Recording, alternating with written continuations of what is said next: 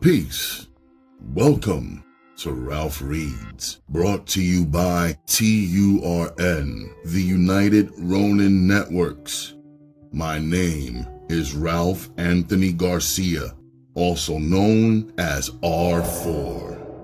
The legal, the loyal, the regal, the royal, Ronin Ralph, your master of ceremonies.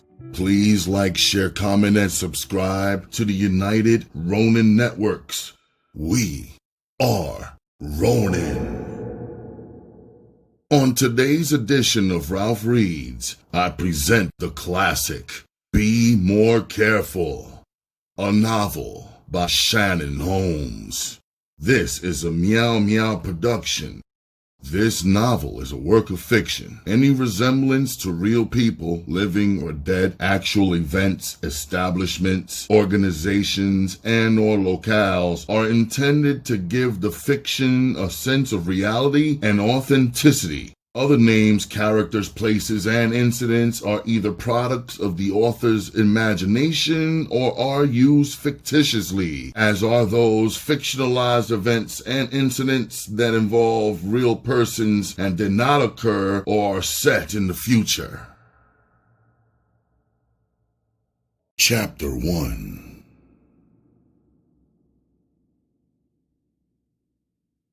Yo, y'all, come here. Hurry up, yelled Netta as she hurried back into the kitchen. Leaning over the sink, she looked out the window of her two-story row home. Netta pierced her eyes on a startling event transpiring in her alleyway. They still out there, she thought, as she waited for the other 4 occupants of her house to come and see for themselves. Mimi, Fila, Petey, and Rashida came running as if it were a race, wondering what in the world could be so important to interrupt their session. This better be good, Mimi thought to herself. Netta was boss, and what Netta wanted, Netta got. When she called, they came. Like a herd of wild horses, their footsteps could be heard thundering through the house until they reached the kitchen. Damn, bitch, what? Fila playfully asked as they hurried over to the window. Everyone quickly gathered around Netta, bumping and jockeying for position. Shush, said Netta with her finger held across her lips. What? asked Mimi as if she could have stayed where she was on the couch with a blunt. Look, said Netta, pointing to the 2 figures in the cut of the alley. Ooh, Mika is at it again, said Rashida. She got another one, added Petey. The girls huddled around each other, watching and waiting for the jump-off. Rumors have been circulating about Mika for some time now. People said she was tricking, but now they were about to witness it with their own eyes. Oblivious to the prying eyes, Mika was engaging in her newfound profession. Tricking, or better yet, trading sex for drugs. In broad daylight, Mika and the young boy off the Ave were carrying on like it was late night. Moaned the young hustler. His eyes rolled up in the back of his head from the pleasure he was receiving. Her mouth was simply dulling his senses. He was a freak for oral sex, tricking away a nice amount of his profits on a daily basis. Mika was good at using her mouth as a sexual favor. She had mastered the art of that shit down to a science, and this was far from being her first time. However, this type of sexual act was supposed to be reserved for the man in her life. But lately, she resorted to these kinds of degrading sexual acts to support her growing drug habit. There was no shame in her game. Looking at Mika, one would never have guessed she was a fiend. Her appearance was still up to par. Her hygiene and dress hadn't slipped yet. A couple of months from now, though, you wouldn't be able to say the same. The monkey was just beginning to climb on her back. Every day she was doing more drastic things just to get a blast. She was only sniffing dope, but soon she'd graduate. Her tolerance level was growing every day, and she was getting curious about life on the other side, shooting dope. As it stood right now, it took her a half a bundle just to get off E. Snorting that amount only kept her from getting sick, not high. Back and forth, her head moved slowly and deliberately. Mika was deep-throating him, and it was driving him crazy. Without breaking her rhythm or skipping a beat, she calmly slid her free hand into her jacket pocket, retrieving a small steel box cutter. In one smooth motion, she replaced her warm mouth with the cold steel razor, thus bringing this cat-and-mouse game to an abrupt end. Don't move, motherfucker. Just give me your stash and everything will be alright, she said as she yanked his penis and applied pressure on him with the steel razor. Shocked and caught off guard, the young boy froze. He looked down at her in disbelief. His words were stuck in his throat, and the only thing he could do was point to his pants, which were hanging around his knees. Still on her knees, Mika immediately yelled to one of her dope fiend accomplices. Lefty, come on, I got him, she said in a whispery sort of way. From out of nowhere, a tall, skinny dope fiend appeared from behind some trash cans. Anxiously, he began waving his arms, signaling the getaway car. They ran this game all over Baltimore, from east to west, and they used Mika as bait. They had it down. Quickly, the pair fumbled through the boys' pockets until they found what they were looking for. Jackpot, Mika said as her eyes lit up like little Christmas trees. She pulled out a sandwich bag from her victim's pocket filled with bundles of dope and money. She found what appeared to be at least $1,000 in product and $500 in cash. She placed it all inside her bra as Lefty watched over her like a hawk. He already knew Mika might try to stash anything extra she could if he wasn't watching, and that wasn't going to happen. On cue, the old beat-up hoopty came to a screeching halt right next to them. The driver, another dope fiend, scanned his eyes up and down the alley looking for any signs of trouble. Mika scrambled to her feet, releasing her iron grip on the boy's penis, still holding the box cutter in her hand for protection. She backed up into the car until the car door was safely closed, never once taking her eyes off of him. Once Lefty's door was closed, they all zoomed off. Dumbfounded, the boy watched as the car drove off for a few seconds before he decided to act. Grabbing a handful of his jeans, he quickly pulled them back up and then dashed to the trash cans where he kept his gun, hoping to squeeze off a couple of rounds at the car. His attempt proved futile. The car was long gone by the time he gripped his gun. He stood in the middle of the alley, gun in hand, cursing the air. Uh-huh. That's good for his young dumb ass, Netta said, breaking the silence. That'll teach him.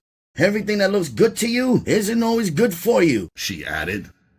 Yo, that's a damn shame. I didn't know she was going out like that, but I guess seeing is believing, said Fila. It hurts me to see her go out like that. That was my dog in middle school, said Petey.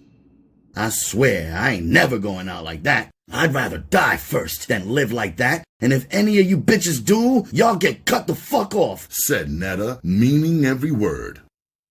Netta had no compassion or sympathy for a dope fiend, or any kind of addict for that matter. It wasn't hard to understand her reasons why. Her mother was a stone-cold junkie. As a young girl growing up, all Netta could remember was never having anything. Thanks to dope, she never got any birthday or Christmas presents. Her childhood scarred her so deeply, she carried these memories around with her like an open wound in her mind. No doubt, we feeling you on that, said Petey, completely agreeing with Netta. Solemnly, yet quietly, they were all in agreement. Anything harder than weed or alcohol was a no-no for this all-girl clique. Come on, y'all. Let's go back to the living room and finish what we were starting. I had enough of this shit. It's blowing my high, said Petey, changing the subject. Yeah, you're right. Let's go get our smoke on, said Netta. And with that, they all marched back through the house to the living room. The Pussy Pound was the name of these self-proclaimed bad girls. These young ladies defied the age-old theory of females not being capable of having casual sex without becoming emotionally attached. On the contrary, you had to pay to play with them. They got down for their crown, flipping the script on nature. They played the field and they saw nothing wrong in what they did. Exchanging sex for pay in whatever forms the currency came in. It could be cars, jewelry, or cash. It didn't matter, as long as it was something. They all had yet to discover whoring isn't something you do, it's something you become. Netta, the most outspoken amongst the Pussy Pound, was without a doubt its leader. Not only was she beautiful, which could be said about the whole entire clique, Netta was very intelligent too. She was book smart and street smart. Every spectrum of the black woman was represented in the Pussy Pound, from the light-skinned and chinky-eyed Mimi, to the full-lipped, golden complexion of Fila, to the brown-skinned, bow-legged Petey, to the dark-skinned, cute, gap-toothed smile of Rashida, and the jet-black, smooth skin of Netta. However, no matter how attractive and beautiful one is, beauty is only skin deep. The comparisons among the girls ended there. Each and every one of them was scandalous to a point. However, Netta was ruthless in her pursuit of the almighty dollar, and once she pinpointed the exact weakness in a man, she exploited it, using it to her advantage. In her book, every hustler was fair game. They were just stepping stones on her way to Easy Street. Headquarters for the Pussy Pound was at Netta's crib, or better known as Crime Central. Her row home was smack dab in the heart of West Baltimore on Monroe and Fayette Street. She recently purchased the newly renovated 2-story row home, which was a world away from the others on the block. True, it was in the ghetto, but the ghetto didn't exist inside this crib. Every imaginable kitchen appliance was on display here, courtesy of all the hustlers she played. Netta had big screen TVs, black Italian leather furniture, wall-to-wall carpeting, video games, a well-stocked minibar, and everything you could imagine one needed to be comfortable. Yes, the game was good to her. Recognized citywide, the Pussy Pound was infamous amongst all thugs, ballers, and hustlers. Their fame spawned plenty of counterparts, wannabes, and rival female cliques. The Pussy Pound members were all dimes, or close to it. There was nothing average about them. Rarely you would find these ladies up at this time of the day. Usually, during these hours, they will be catching Z's, making up for the late-night hours they spent. Since none of them were employed, they could afford to do this. Hustlers paid their bills, and partying was their full-time job. But today was different. It was hairdo day. They had to be up early to keep baller appointments. It was mandatory for them to keep their wigs tight, since it was a part of their appeal. The Pussy Pound mystique.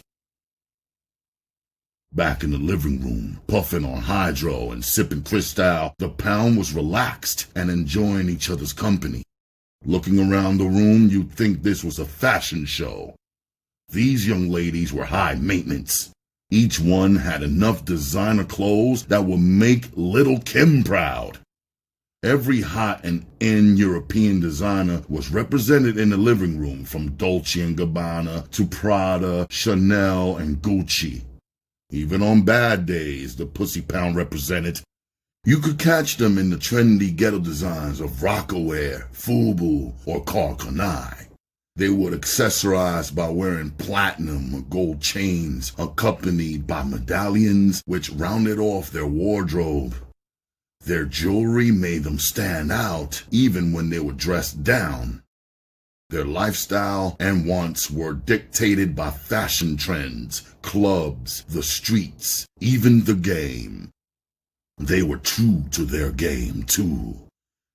Striving for uniqueness, each Pussy Pound member was branded with 3 dog paw print tattoos which ran down their thighs and along their hips.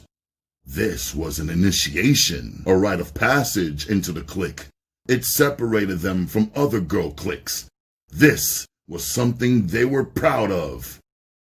When females gather in groups like this, they naturally become talkative. There's something about getting high and socializing that loosens the lips, allowing one to speak more freely. They say a drunken tongue speaks a sober mind, and that was certainly the case here.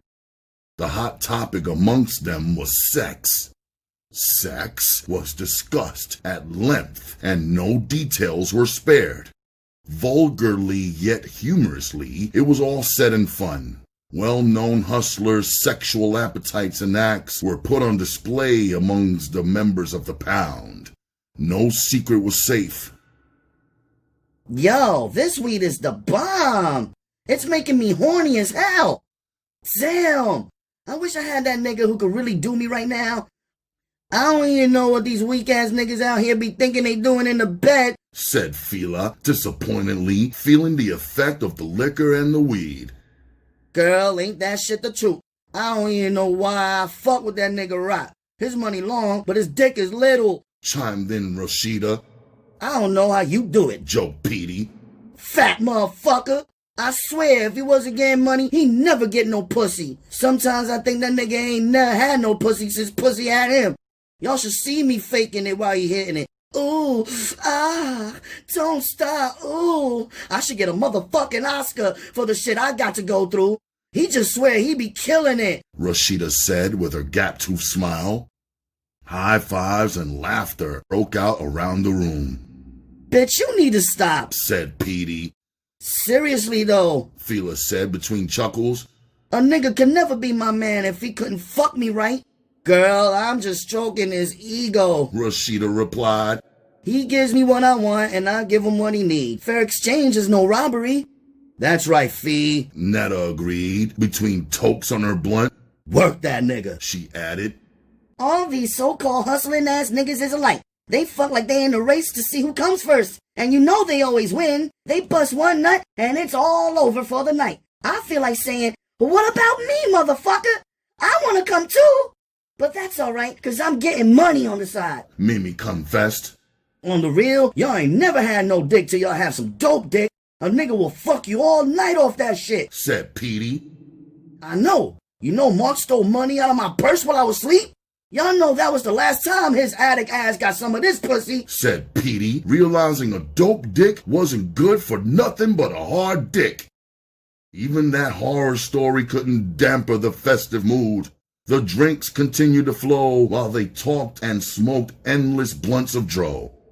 You know what kills me? Fila asked as everyone looked at her for the answer. These front ass niggas don't have no problems with they mans in them. They break them off, but you asking for something? It's a fucking headache for them. And why is it these niggas trying to front like they don't eat pussy when they know they do? Joe from Cherry Hill knows, said Fila. More laughter ripped through the room as girlish giggles magnified their high. Fila, best known for telling the truth, always told it like it was. Look, Joe used to say he's too good with his hips to use his lips. That nigga, I swear, y'all should see him now, munching on this fur burger, finished Fila as everyone continued laughing. Yeah, that's what they all say till you get him behind closed doors. Then it's a different story. You gotta beat him off the pussy, added Petey. Most niggas think they too cool, and then you got the ones that want to keep it on the down low like it's a big deal, said Rashida. Well, you know me. I could keep a secret, but I'm only gonna ask a nigga one time. After that, it's Little Kim all the way. No licky licky, no sticky sticky. And a nigga really needs to know that shit. Mimi chimed in and let it be known. True that. Men pick, women choose, but pussy rules, Netta sarcastically said. I will tell all these niggas, eating pussy ain't nothing. It's a part of the sex. It's an acquired taste, like drinking beer, but better. Mimi said. Guess what? She then asked the room. What, Heifer? Rashida answered for everyone. I got a letter from Kevin yesterday. He said he misses me, and he asked me was I okay, and if I needed anything to just let him know. He said when he comes home, we're gonna do it real big together. He asked me why I stopped writing, and he asked about the family. His lawyer told him that he's gonna beat his case. He's just gonna have to sit for a minute and let the publicity die down. Non-stop and enthusiastically, Mimi spit out all this information in a quick breath, wanting to share her good news with her clique.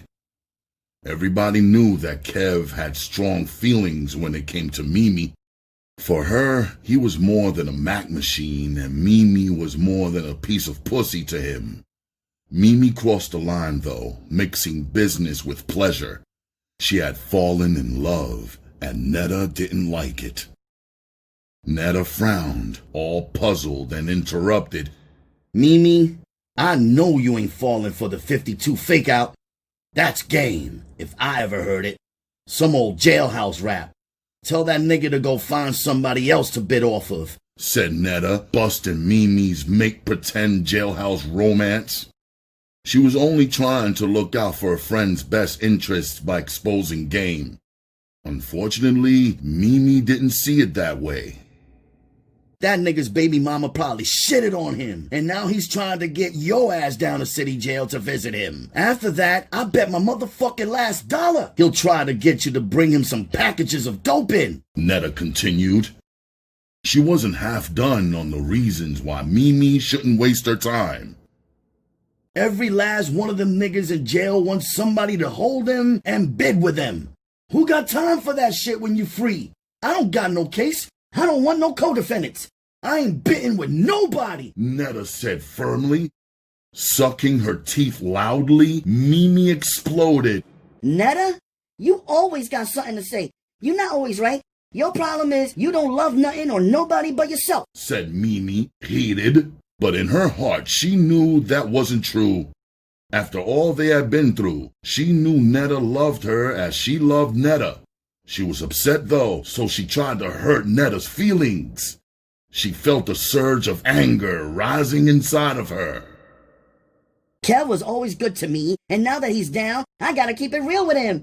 I can't turn my back on him. I'm not you, Mimi hollered back.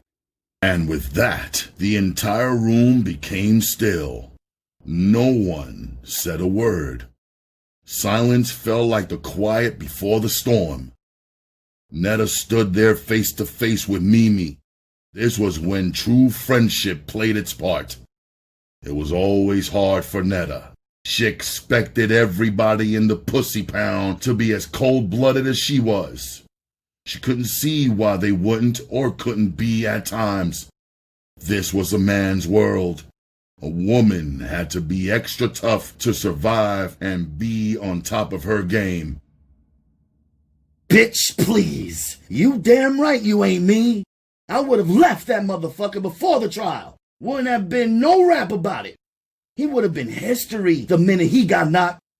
Hustlers come a dime a dozen. When one goes to jail, another will step up to take his place. That's the game, said Netta.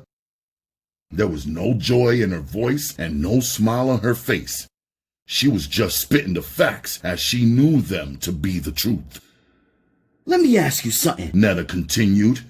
If you get knocked, do you really think Kevin will be kicking down the visiting room door to get at you? Not waiting for Mimi's response and already knowing there wasn't one, she responded for her. Hell no, he wouldn't be. See, I dig black and the whole nine, but I ain't got time for nobody in jail. What can he do for me, Mimi? Netta rhetorically asked. I'm not going up in the mountains dealing with them crazy-ass cracker COs to see nobody. I gotta do me. I'm true to fun and not to one, said Netta, absolutely feeling herself. bitch. I guess you can't go see Black, but it ain't 'cause you don't want to. It's 'cause you can't, thought Mimi, standing there vexed. But she didn't say anything. It wasn't her business, and everything wasn't for everybody. Expressionless, she stared at Netta as if she could see right through her. She knew her better than anybody in this room or anyone alive. They were like sisters, so why did Netta always have to try and shine on her? Misinterpreting the love for hate, Mimi felt betrayed by Netta. She didn't see where Netta was coming from with this. If she only thought about what Netta was saying instead of letting her feelings get involved, then everything would have been all right. It wasn't what Netta said, it was how she said it, and in front of whom. So see, Mimi, it's not a question of who or what I love. Love don't pay the rent. Pussy does, Netta added. I don't love no man, not even my own father. The only men that make me happy are dead ones, dead presidents. If I were you, I'd forget Kev and concentrate on taking that little New York nigga. Man, the one that you met today, that's who you need to be focusing on. I'm gonna work his cousin Tone. I know they got some paper. They ain't down here all the way from New York for their health, said Netta, looking at her friend like she was stupid.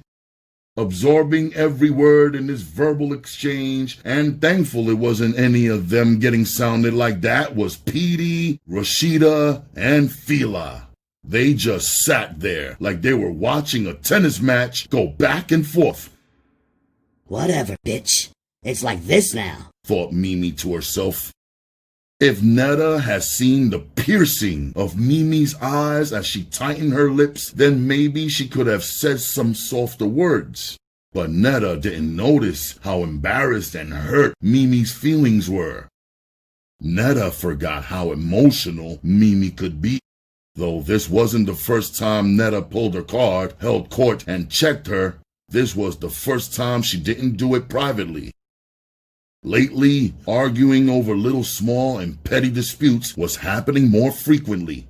Mimi was beginning to think that no matter what she did, no matter how much she got out of a hustler, it wasn't good enough to please Netta, the only person she ever wanted to impress.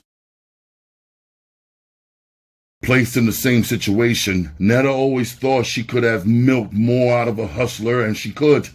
But when her clique didn't live up to her expectations, she had a tendency to look down on them. Although only a year younger than Netta, Mimi felt that they were on the same level. Physically, they were equal. Both were drop-dead gorgeous. Netta was 5'11", dark-skinned with an ample amount of behind and chest. Mimi was 5'8", light-skinned with a well-proportioned petite body. To choose between them was a toss-up. It all depended on your personal preference. Do you like your women light-skinned or do you like your women dark-skinned? The choice was yours. Either way, you couldn't go wrong. Mentally, it was a different ballgame, though. Mimi survived in the game while Netta thrived in it. She was mentally tough. This attribute could be traced back to her childhood, having to fend for herself early in life. Just like Mimi's shortcomings could be traced back to her childhood too. The girls were different in many ways. Mimi having a mother and father, being spoiled, living a more sheltered life, and Netta not. What Netta had thought that Mimi didn't was the ability to think on her feet and adapt like a chameleon to any situation. To her, the ends justified the means. At times, Netta's only purpose in life was to play on hustlers. She got a rush from having things first. This was her obsession. She was the first to own a car, home, and so on. She was a trendsetter for the pussy pound. Faking a smile, Mimi sizzled inside. Puffing on the blunt, she listened to the idle chit-chat. She couldn't shake the ill feeling that crept inside her heart toward Netta. A gap was growing daily between the two.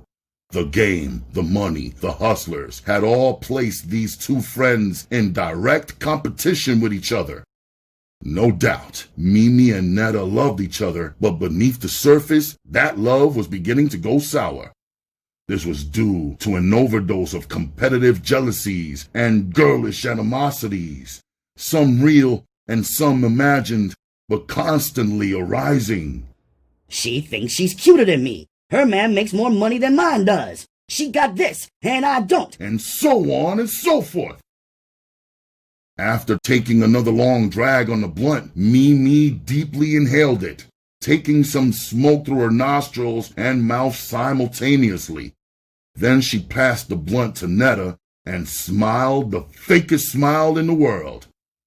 A million questions went through Mimi's mind. Who does Netta think she is? She's always got some shit to say out her mouth trying to down-talk somebody. I know she don't actually think she's better than me. Netta smiled back and took the blunt out of Mimi's fingers and into hers.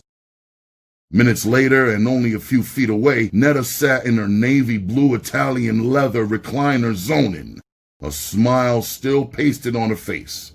She had a hot date tonight with Tone, the kid from New York. She couldn't wait. But that wasn't the only thing on her mind. She was starting to think that she might have been a little too hard on her homegirl Mimi. She did have the best of intentions for her friend. She only wanted Mimi to peep game before she got gamed. She wanted for her friends what she wanted for herself, the best. Netta was so determined with her that she forgot how sensitive Mimi could be. Mimi was funny that way.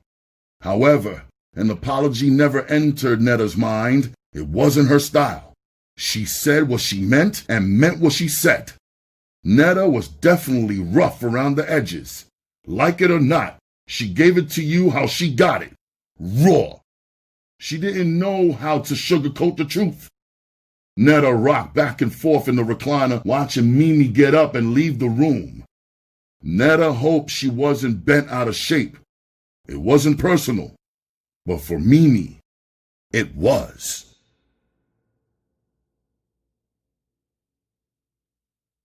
The past. Let's go back for a bit. Chapter 2. Murphy Homes, better known as Murder Homes, was a rundown housing project located in West Baltimore, a stone's throw away from downtown. This housing complex was a ghetto gold mine for criminals. Any violation of the law one could think of happened here on a daily basis. Murder, robbery, assault, rape, prostitution, and drug dealing. It was a city within a city. It was breeding grounds for lawlessness, a destroyer of dreams, and a death trap for poor black low-income families. However, to Shanetta Jackson, better known as Netta, it was home. Netta was conceived out of wedlock to Renee Jackson and some big-time hustler named Dollar. Netta never met her father. She didn't even know who he was. To her, he was only a tool God used to bring about her existence. He was nothing except her biological father. For his part, Dollar never denied that Netta was his. He just never stuck around long enough to financially support her. He claimed Renee had purposely gotten pregnant to trap him. Renee, in return, passed the buck to her unborn child, blaming the pregnancy for running her man away. She contemplated having an abortion, but well into her second trimester, no physician would touch her. Truth be told, she was never Dollar's one and only woman to begin with, despite what Renee may have thought. As Renee's stomach began to protrude, Dollar started distancing himself from her. He got what he wanted. Now, he thought she was after his money. To keep Renee away, he concocted a story about a beef between him and another hustler over some money. Dollar was so convincing, Renee believed him. And once his appearances stopped, so did the money. This forced Renee to abandon the good life lifestyle she had grown so accustomed to. Not to mention, She chose a man over her family by going against her mother's wishes, by dating Dollar and getting pregnant at 16. She had no choices. The bridge with her mother was burned. So 8 months pregnant, she moved in with a girlfriend in the projects until her name came up on the housing authority's waiting list for a Section 8 apartment. In the meantime, she got on welfare and WIC to support herself and her baby. She also had to help pay a portion of the rent. With 6 kids of her own, her girlfriend was struggling. There was 8 people living in a 2-bedroom apartment. Renee was miserable in those cramped and crowded conditions. She prayed that Dollar would come to his senses and do the right thing by rescuing her, but he never did. A month and a half later, Renee gave birth, and once Netta was born, it was on. Renee felt liberated after 9 months of carrying around all that excess baggage. Her body quickly retained its previous shape, and male suitors came calling, but not Dollar or any man on his level. A year later, Renee was now living in her own 2-bedroom apartment. Her name couldn't have come up on the list any sooner. Renee now had all the privacy she needed. One day, while coming in from the rain, she held the door and helped an older woman with her bags, though she was struggling with Netta and the stroller. The older woman thanked her and looked down at Netta. "She's so pretty. Look at those eyes. She looks just like you," said the woman with a kind smile. "I don't think so, but that's what everyone says," said Renee, wondering why people always had the same thing to say when they saw her daughter. "She don't hardly look like me," thought Renee, showing a smile anyway. Renee and the older woman talked briefly in the elevator. Netta smiled as the older woman made cuckoo noises and smiley faces at her. "You live in the building by yourself?" asked the older woman. "Yes, me and my daughter." "Well, I'm Mae Morris. If you ever need anything, please feel free to come see me. I live in 7D, said Mae Morris as she gathered her groceries and exited the elevator. Miss May smiled her kind, warm smile at Netta as the doors closed. She'd make a good babysitter, thought Renee. The woman lived in the building and liked the baby, not to mention she did offer her assistance. It was perfect. While Renee ran the streets, her infant daughter, Netta, was left downstairs in the care of Miss May. The kind lady befriended all the young mothers in the building. She babysat for next to nothing. Babysitting was good therapy for her in her old age. It kept her alert and alive. Often she kept Netta overnight and well into the next day. This became routine when Renee's party-hardy ways got the best of her. Over the years, Miss May and Netta became extremely close. It was Miss May who gave her the nickname Netta and then had all the people in the building calling her the same. Netta spent so much time downstairs with Miss May in her formative years, she mistakenly thought the old woman was her mother, crying when Renee finally decided to come retrieve her. "If you want, she can stay a little longer," said May, clutching for the little 2-year-old who was screaming and kicking for Miss May. "No, she gots to come home. She can come back tomorrow night," said Renee, looking at Miss May, making sure her arrangements were okay with the older woman. "Okay, that's fine," said Miss May, as tears came to her eyes as she watched teenage Renee drag the 2-year-old down the hall. Netta's cutting up when it was time to go home infuriated Renee, adding fuel to her fire. In her ignorance, she couldn't see she was neglecting her daughter.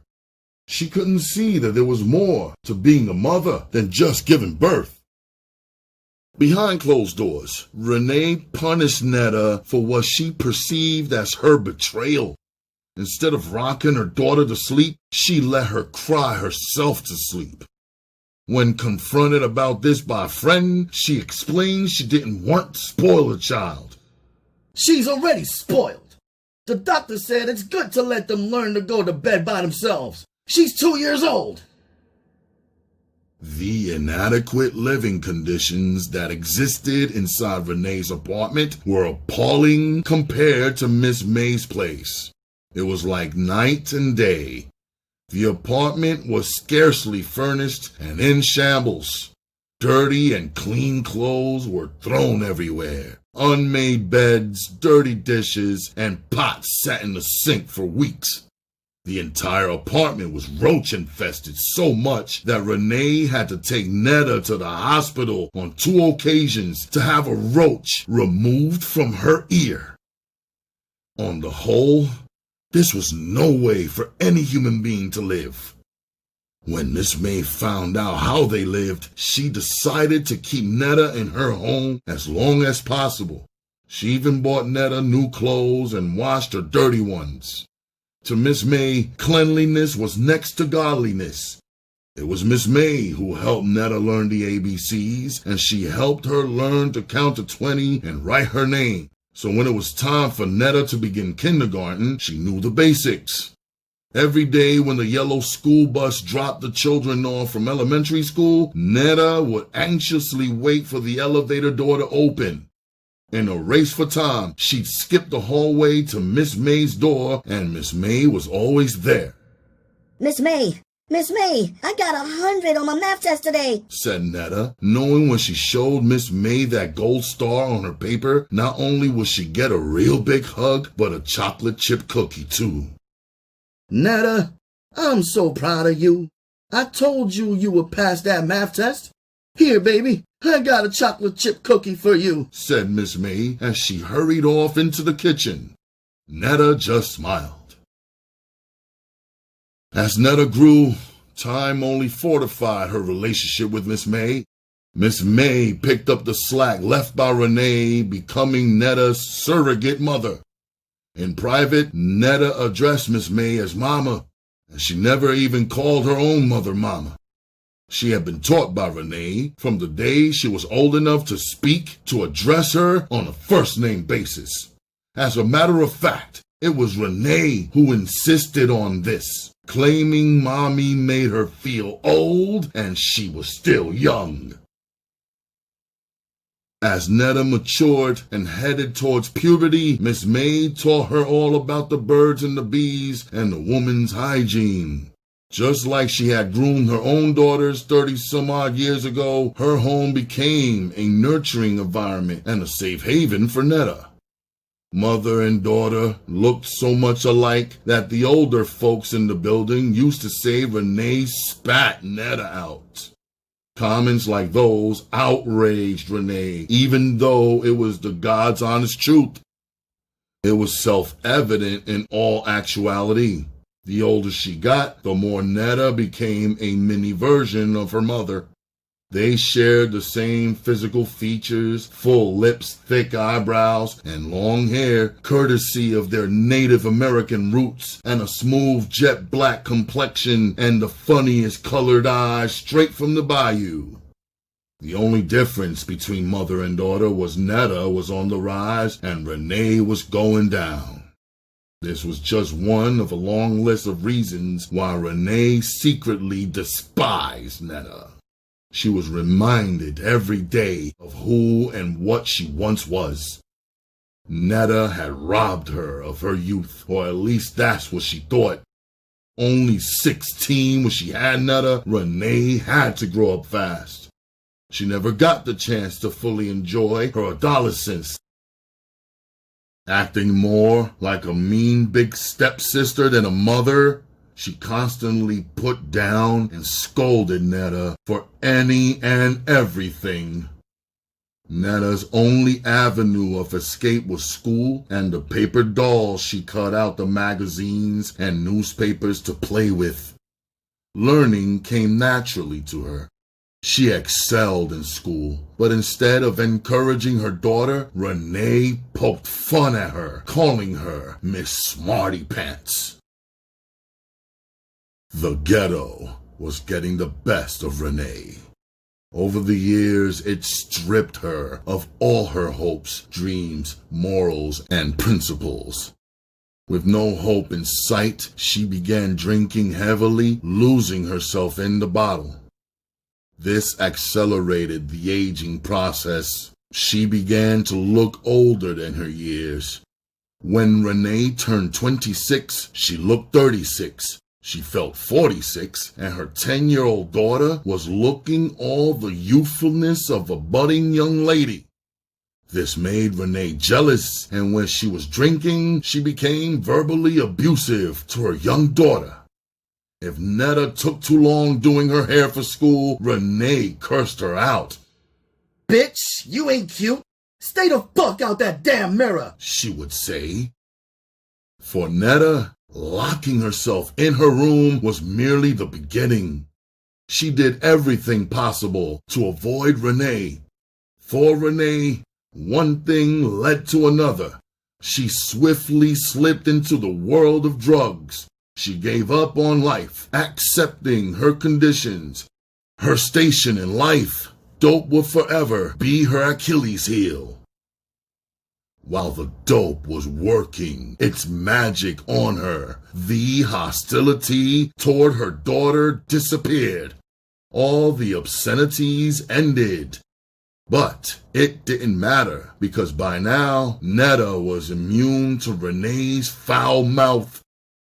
Young and naive though, Netta began to grow suspicious of her mother's on and off displays of kindness. Until one day, home from school early, Netta found her mother nodding out on the toilet with a needle still stuck in her arm. This was a bad omen of what was to come. The measly monthly welfare check that the Jacksons received was gobbled up by Renee's dope habit. With a dope fiend for a mother and an absentee father, times were hard for Netta. She confided her problems to Miss May, spilling her heart out about her mother's addiction. Miss May comforted Netta, welcoming her into her home with open arms. Netta's trip to Miss May's house increased in light of her troubles at home. Making sure all her basic needs were met, she also planted seeds of wisdom in Netta's young mind. She passed down old-time morals and principles to Netta. They talked for hours at a time. Miss May will always tell her, looks are God-given, so be thankful. Praise is man-given, so be humble. And conceit is self-given. Be careful. Nodding and listening, Netta absorbed every word. Trying to keep Netta grounded and level-headed as a young teen, Miss May stayed in her ear, giving her words of wisdom. Physically, she was beginning to fill out. Netta's beauty was blossoming every day, and every day Miss May would tell her, your body is a temple. Cherish it. This was a warning to Netta to examine everything that went inside her body. First and foremost were drugs. She didn't want Netta to fall into the same trap so many others had. But Miss May didn't have to tell her about the dangers of drugs. She had a living example of what not to do. Her mother.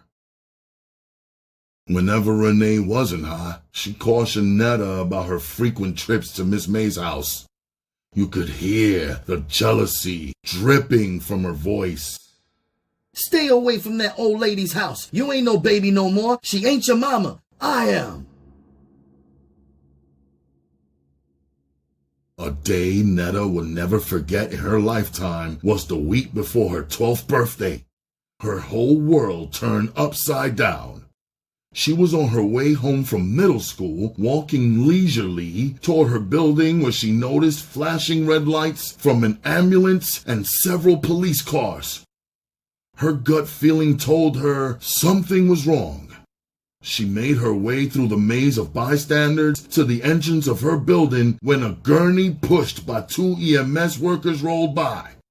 Struggling to see the face of the person on the gurney through the crowd, she finally got a good look when one of the paramedics slightly lifted the sheet. She saw the lifeless form of Miss May. Oh no, Miss May! Screamed Netta as she reached for the lifeless body. Ma'am, please step back, asked the paramedic as he continued through the path of people gathered all around. As she stopped and took a few steps back, a female EMS worker approached Netta. Are you related to the victim, Miss Marilyn Morris? Netta didn't even answer. How could she answer a question like that? She was more than related. Miss May was all she had. As tears began to stream down her face, Netta turned to the EMS worker and simply whispered, She was my grandmother. It was then learned that her guardian angel had been the victim of a brutal robbery and rape. Some unidentified dope fiend assailant had pushed his way inside her home.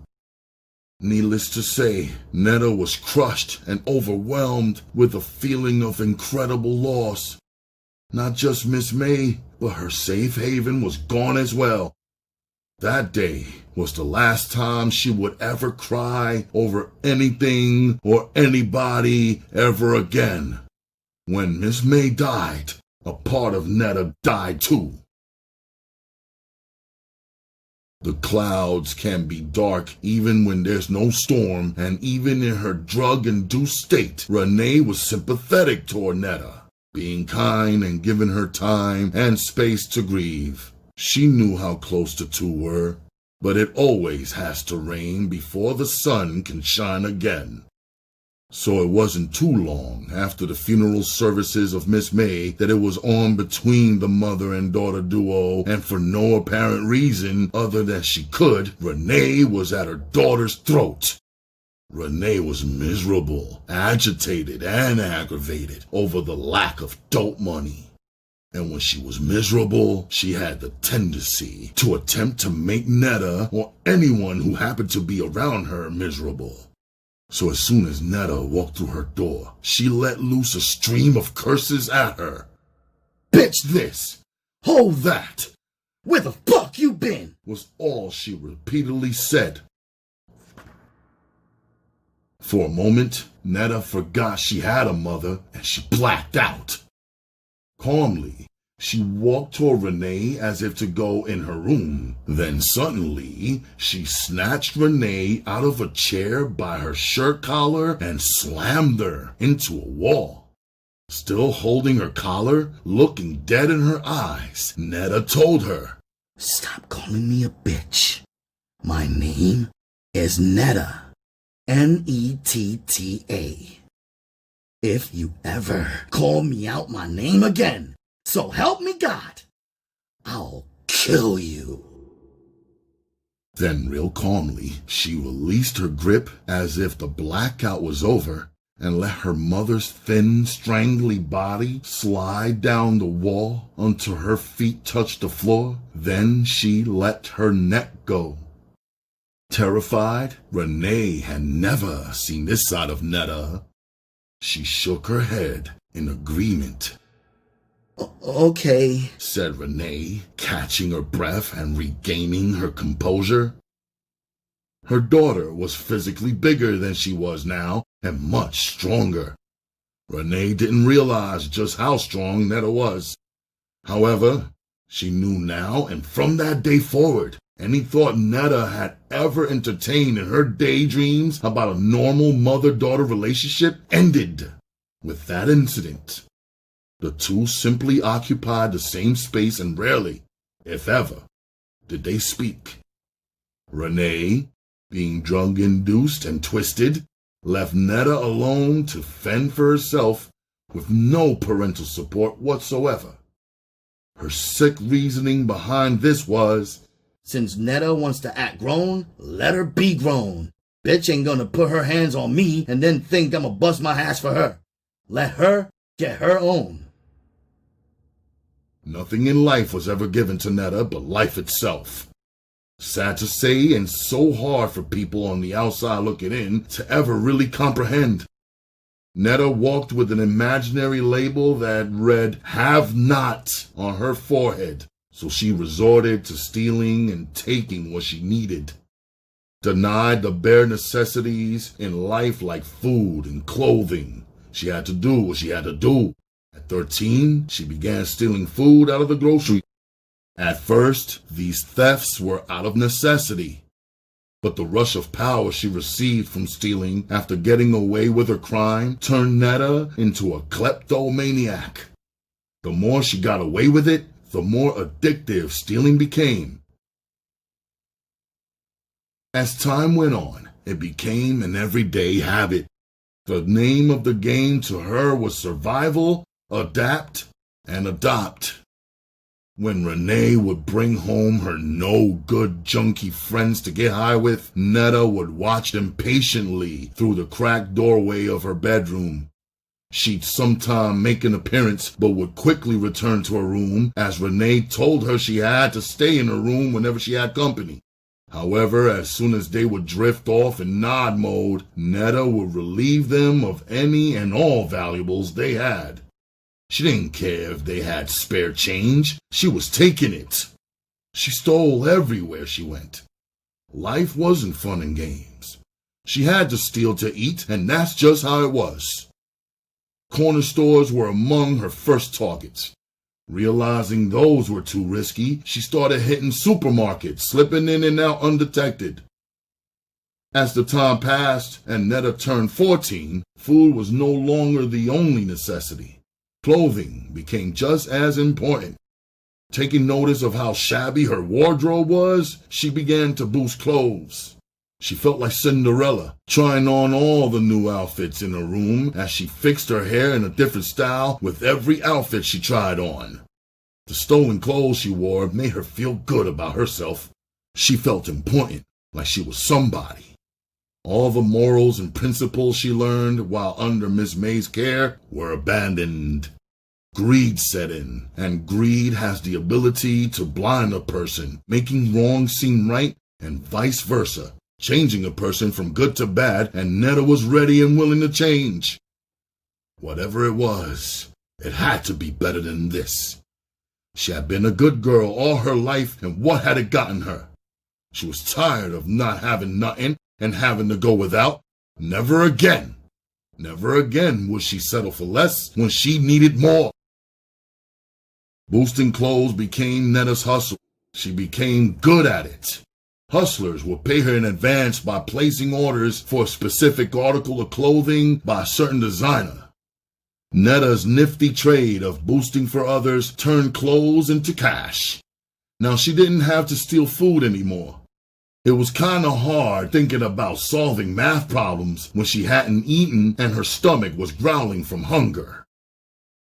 Entering Southern High School for her freshman year, nobody could tell Netta a thing. She was the best dressed person in school, bar none. She had a unique sense of fashion. She was always wearing the latest designs from the hottest designers. Even teachers were impressed with her sense of style. She was the envy of half the school. To her, school was a fashion show, so every day she tried to make a fashion statement. She was turning the heads of both guys and girls alike. Not having anything for so long affected Netta so much that she became materialistic. Almost every girl at school hated Netta. Females could be so petty and jealous at times, especially over nothing. Now, Netta was the target of their hate. If they only knew all the trials and tribulations she went through to get what she had, if they only knew what her home life was like, they might have sympathized with her. But they didn't, so they couldn't. All they saw was the fruits of her labor, and all they knew was that the new girl was taking all the boys' attention away from them, and they didn't like it.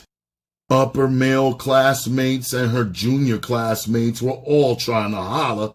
They liked what they saw. But Netta had no time for boys.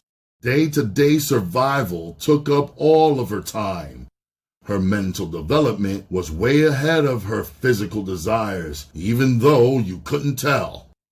When Netta walked into a classroom or down the hall, she deliberately walked provocatively. The seductive twists of her hips suggested that she had something between her legs that no other woman in the world had. The jeans and skirts she wore hugged every curve of her body, emphasizing her round ass or fat print. Her body language screamed, "All eyes on me." She was sexy, yet she carried herself with class. It was only a matter of time before some female drunk a little too much haterade and tried their luck. And so it was in the cafeteria one day during lunch. A girl jumped in front of Netta standing in the lunch line. Pretending shit was a game and trying to play Netta, the girl for no reason bumped Netta, causing her to spill her canned soda. Netta immediately recognized this stunt as a test. Since it was a test, Netta was gonna make an example out of her. So she bumped the girl back. When the girl turned around to say something, Netta bashed her upside the head with the plastic food tray she was carrying. The swinging of the tray landed Netta's lunch on everyone in reach. Seeing that her opponent was dazed, Netta jumped on her and proceeded to beat the shit out of her. Netta fought like a boy, punching the girl in the head like Sugar Shane. It took 2 male security guards to pull Netta off the girl, and they almost got knocked out too. There was blood everywhere, and not a drop of it was Netta's. Fighting gave Netta an adrenaline rush, like she stole something nice. All the negative emotions she had pinned up inside her toward her mother were unleashed on her opponent. This was a way to vent her anger. Wild and reckless, no matter how big or small the opposition, Netta fought them. In school or after school, it didn't even matter where. Every day, she had something to prove. Willing herself to win, Netta's fear propelled her on, even when she wanted to quit. The more she fought, the more vicious she became. Netta, tired of just throwing punches, now sought to disfigure her victims. Present yourself for battle and guard your grill. Her favorite way was to slice the face with a straight razor, leaving a nasty cut. She permanently marked people for life. Quickly, the word spread that she was crazy, and her fights ceased as quickly as they began. With other housing projects attending the same high school, her rivals never once jumped her. Murphy was too deep at Southern. To jump one was to fight them all.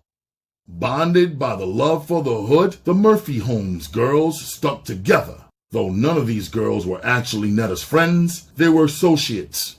If anything, Netta was solo.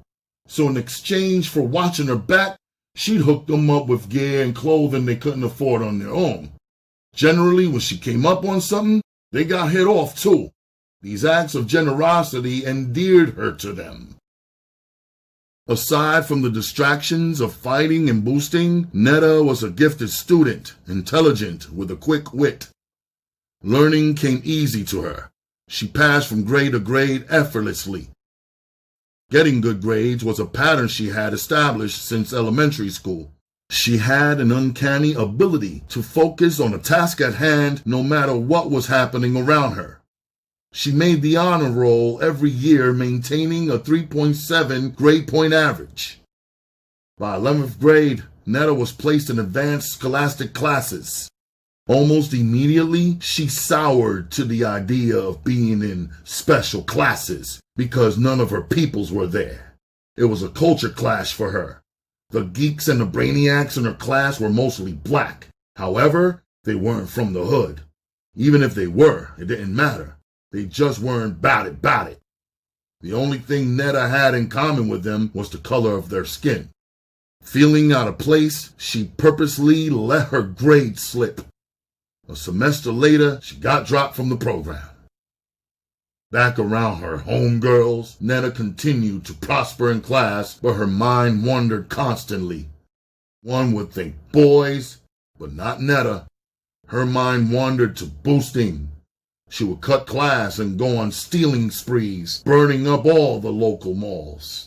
She hit the Lakeside Mall, Monument Mall, Security Mall, and Old Town Mall, and though she never got caught red-handed, she got hot. Her face became too familiar. She'd walk in the store and security would be right there like, "Padow!" It became very difficult for her to boost. So she took her show on the road. Venturing out to neighboring states to do her dirt, she hit Virginia, D.C., and Pennsylvania. These were places where security was more laxed, allowing her to grow more and more confident with each conquest, maybe a bit overconfident. Hearing about a local church-sponsored bus trip to New York, Netta decided to try her hand at boosting in the Big Apple. She bought a ticket for a seat on the bus and anxiously waited for the day of the trip. Little did Miss No Receipt know that this would turn out to be one trip she would never forget. Chapter 3. Hitting it in the hole, boy and girl.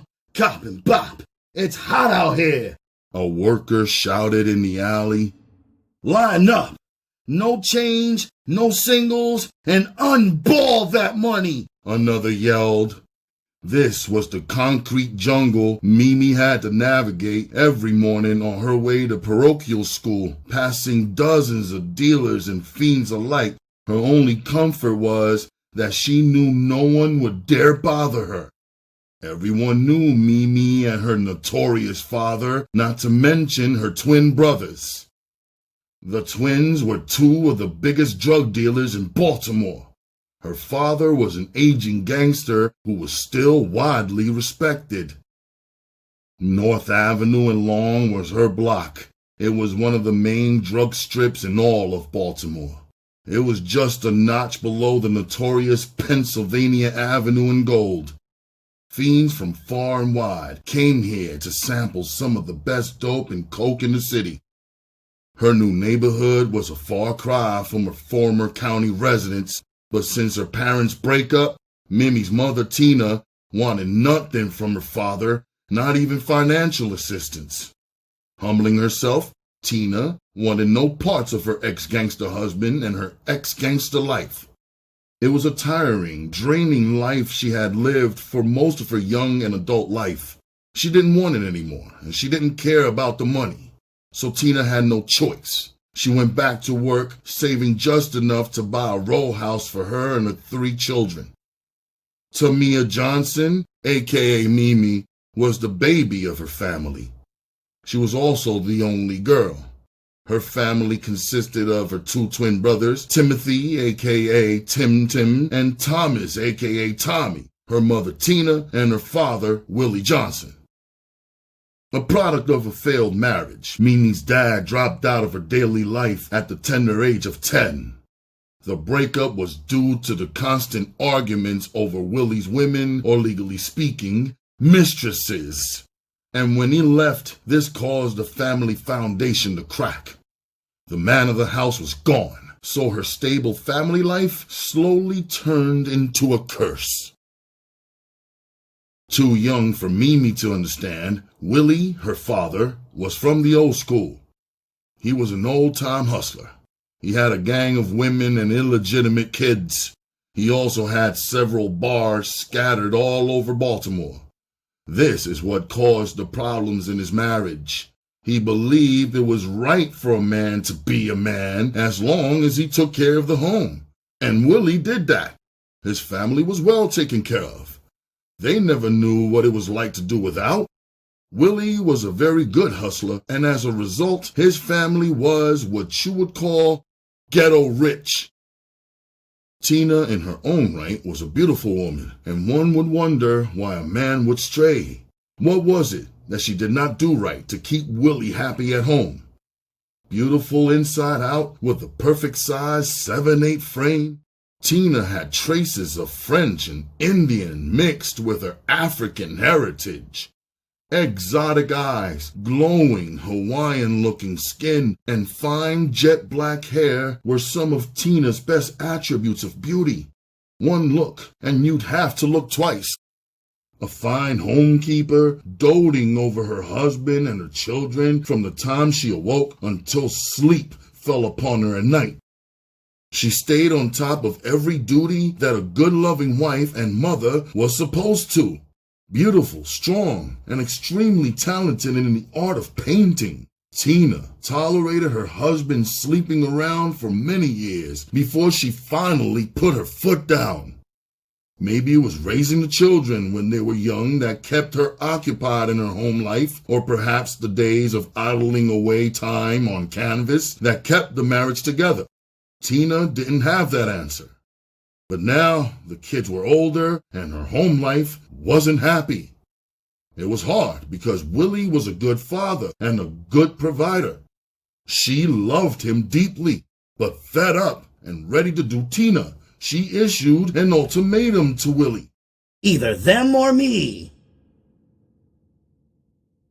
Them being the other female she called his whores, and me being the kids and her. It was a choice he had to make. He took the easy way out, convincing himself he wore the pants in the family and no woman would tell him what to do, wife or no wife.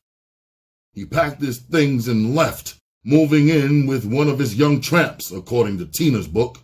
Although he hated to leave his wife and kids, he was so set in his ways, he thought, why stop now?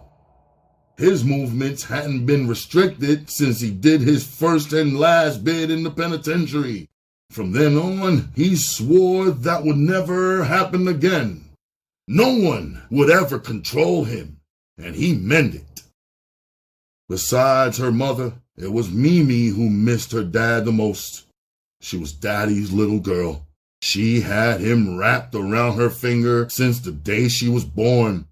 He spoiled Mimi rotten, giving her everything she wanted. Stop giving her that candy, Willie. She's not gonna be good for nothing when she gets older, scolded Tina. Shut up, woman.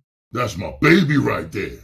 You ain't got nothing to do with this, Tina, said Willie, picking his baby up off the floor and giving her a big bear hug. That's how it was, too. All her life, Mimi had Daddy. If Mommy wouldn't, she knew Daddy would. And the world was a perfect place to be until they separated and divorced.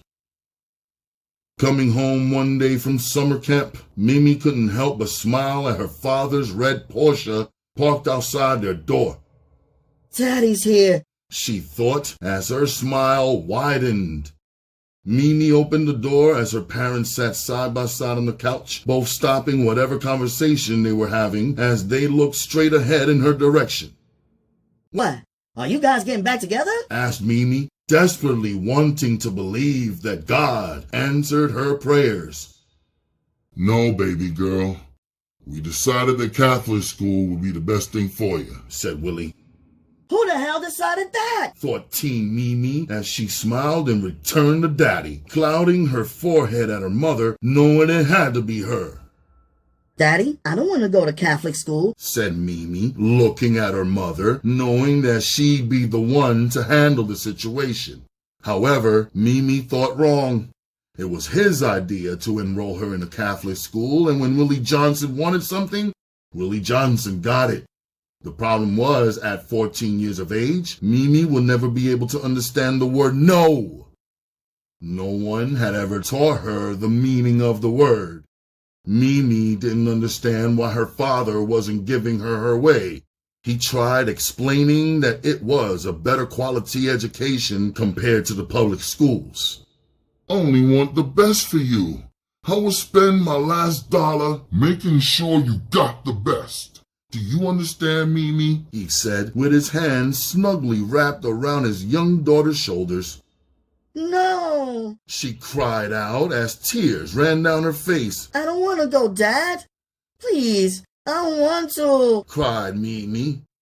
It was a performance deserving of an Oscar nomination, but it was a waste of time.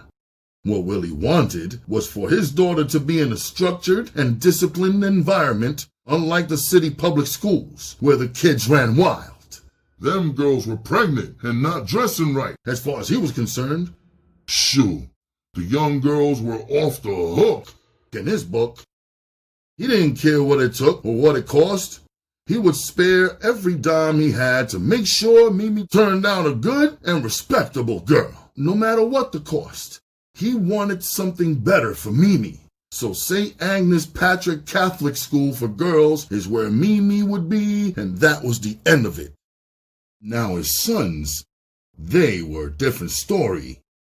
He wanted them to be rough and rugged. He didn't want no sissies for sons. He wanted them to come up the same way he did, the hard way. Secretly, he was grooming his sons from the start for the game. He wanted them to follow his footsteps, so he encouraged them by letting them watch while he counted his money and cut dope. He took them along while he made moves, exposing them to the street life. All this was unknown to Tina. She was too busy worried about another woman near her children. Where'd your daddy take you today? That was the first question she asked the twins when they came home. All she was ever concerned with was which slut's house did their father take them to. She never in a million years would have thought they were watching their father conduct illegal drug activity. So letting boys be boys, she turned them loose, knowing they couldn't come home pregnant. It was Mimi who she reserved her rules and restrictions for. A clear double standard. Mimi couldn't understand why she couldn't do as her twin brothers did. As she grew up, Mimi understood the importance of role-playing, and she did it well. Mimi's personality at home and school was like night and day. She was Miss Innocent around her mother and father, seeming to be the perfect daughter. But Mimi was sneaky. Her act was for appearances only. At school, she was off the hook. Curious by nature, though not yet sexually active, young Mimi was ready to explore her body and the bodies of the opposite sex. Her womanly features were already bulging from beneath her school uniform. By the time high school rolled around, Mimi successfully managed to get thrown out of the all-girls Catholic school. Of course she did it on purpose. A he-say, she-say incident sparked a fight between Mimi and a white girl, which led to a mini race riot at the school. This forced her mother's hand into letting her attend a public high school, Edmondson High. Extremely pretty, Mimi had no problems finding attention. It followed her like a bad shadow.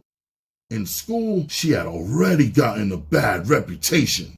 The boys considered her a dick teaser, and so they teased her. Dick teaser was just one of the nicer labels they slapped on her. One boy even spread a rumor and told everyone that once while fondling her, he smelt his fingers, and they smelt like fish.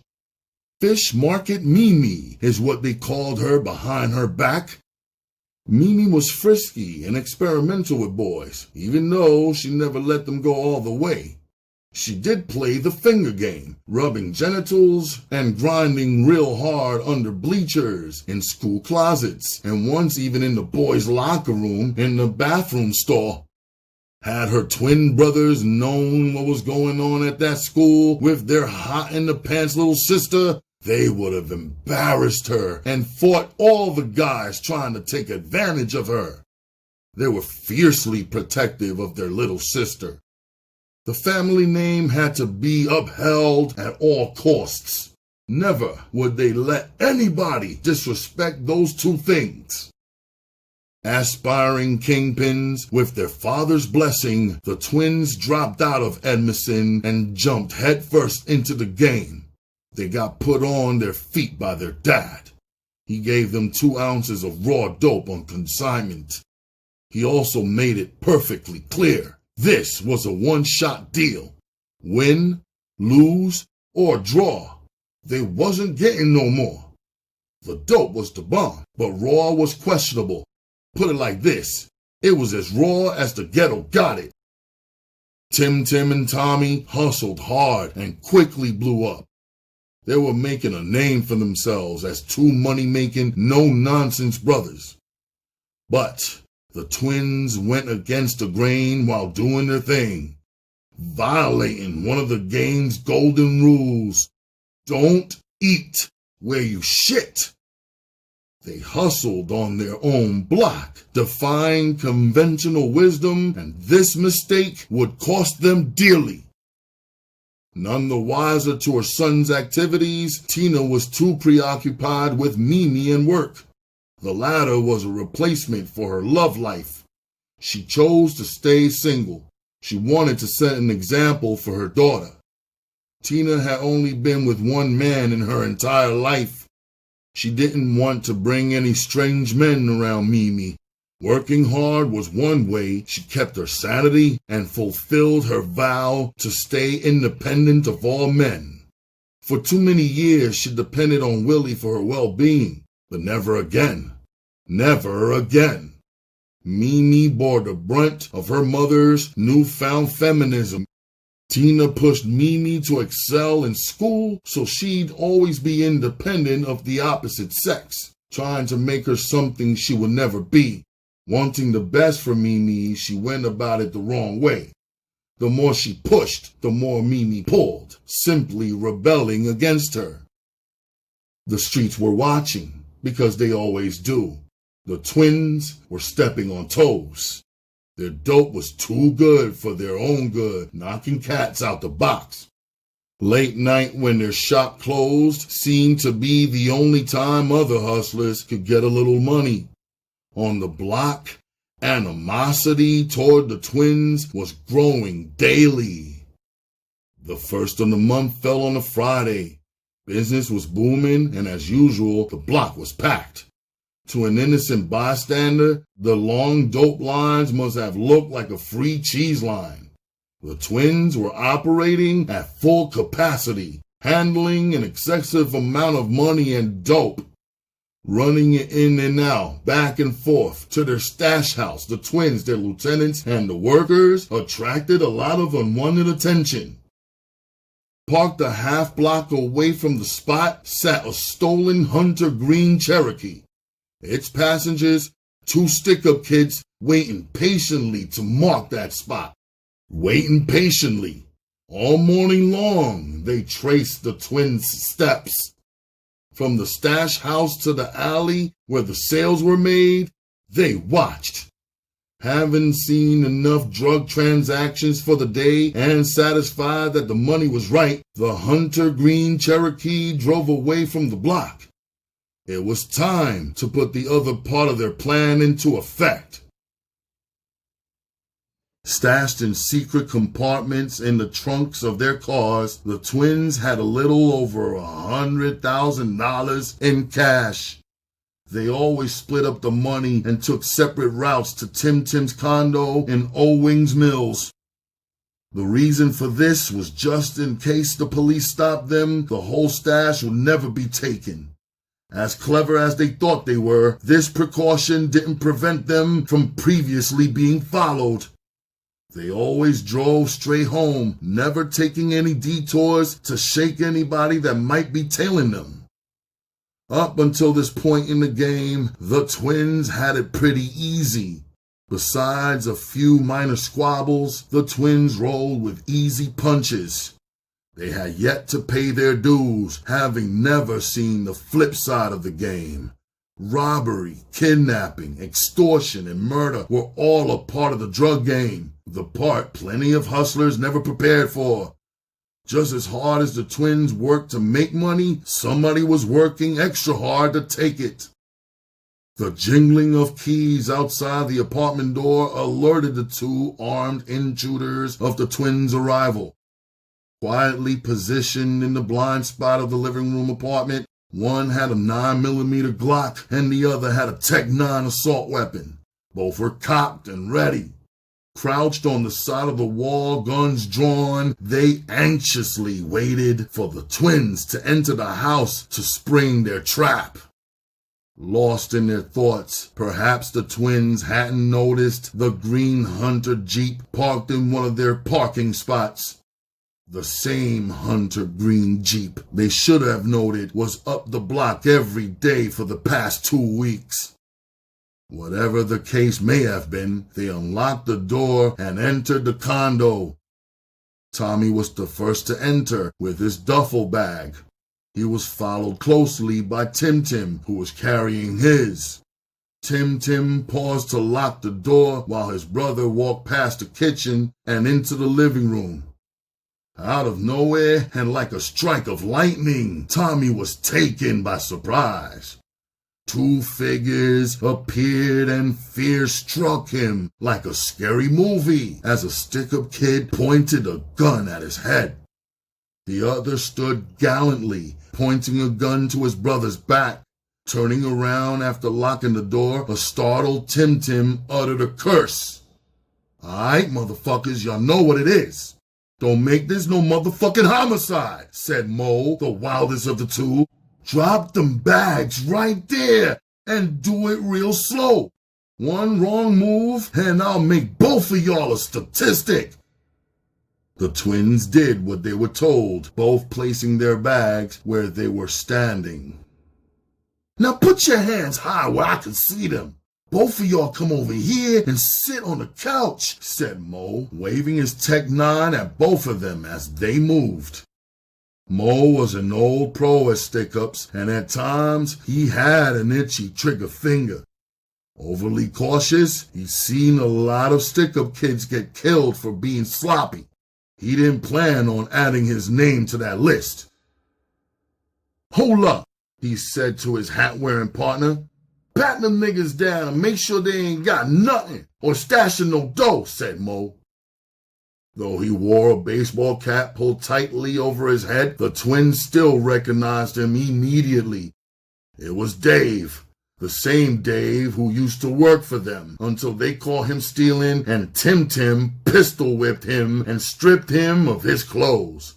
To teach him a lesson, Tim made Dave walk home naked on the Baltimore-Washington Expressway. This other cat, Mo, was a mystery man to them. He was very hostile and the one calling the shots.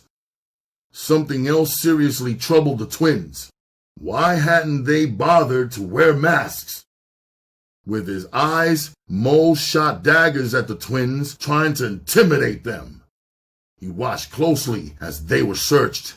Clutching his gun like a vice grip and paranoid, he wasn't taking any chances. He knew that the twins were 2 dangerous dudes. Rumor had it they had a few bodies themselves. Before Dave busied himself with the task of patting down the twins, he handed Mo his gun. Careful not to walk in Mo's line of fire, he began to pat down Tommy. They had rehearsed their parts well. However, Dave was weak and it was beginning to show.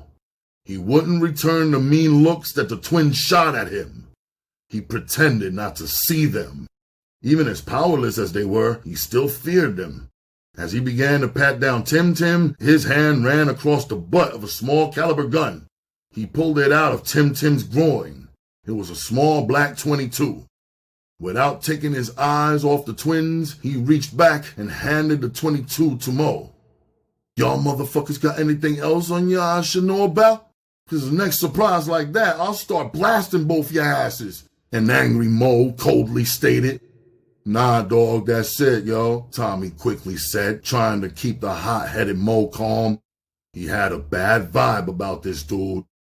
Dave emptied out their pockets, taking the couple G's in petty cash they had between them.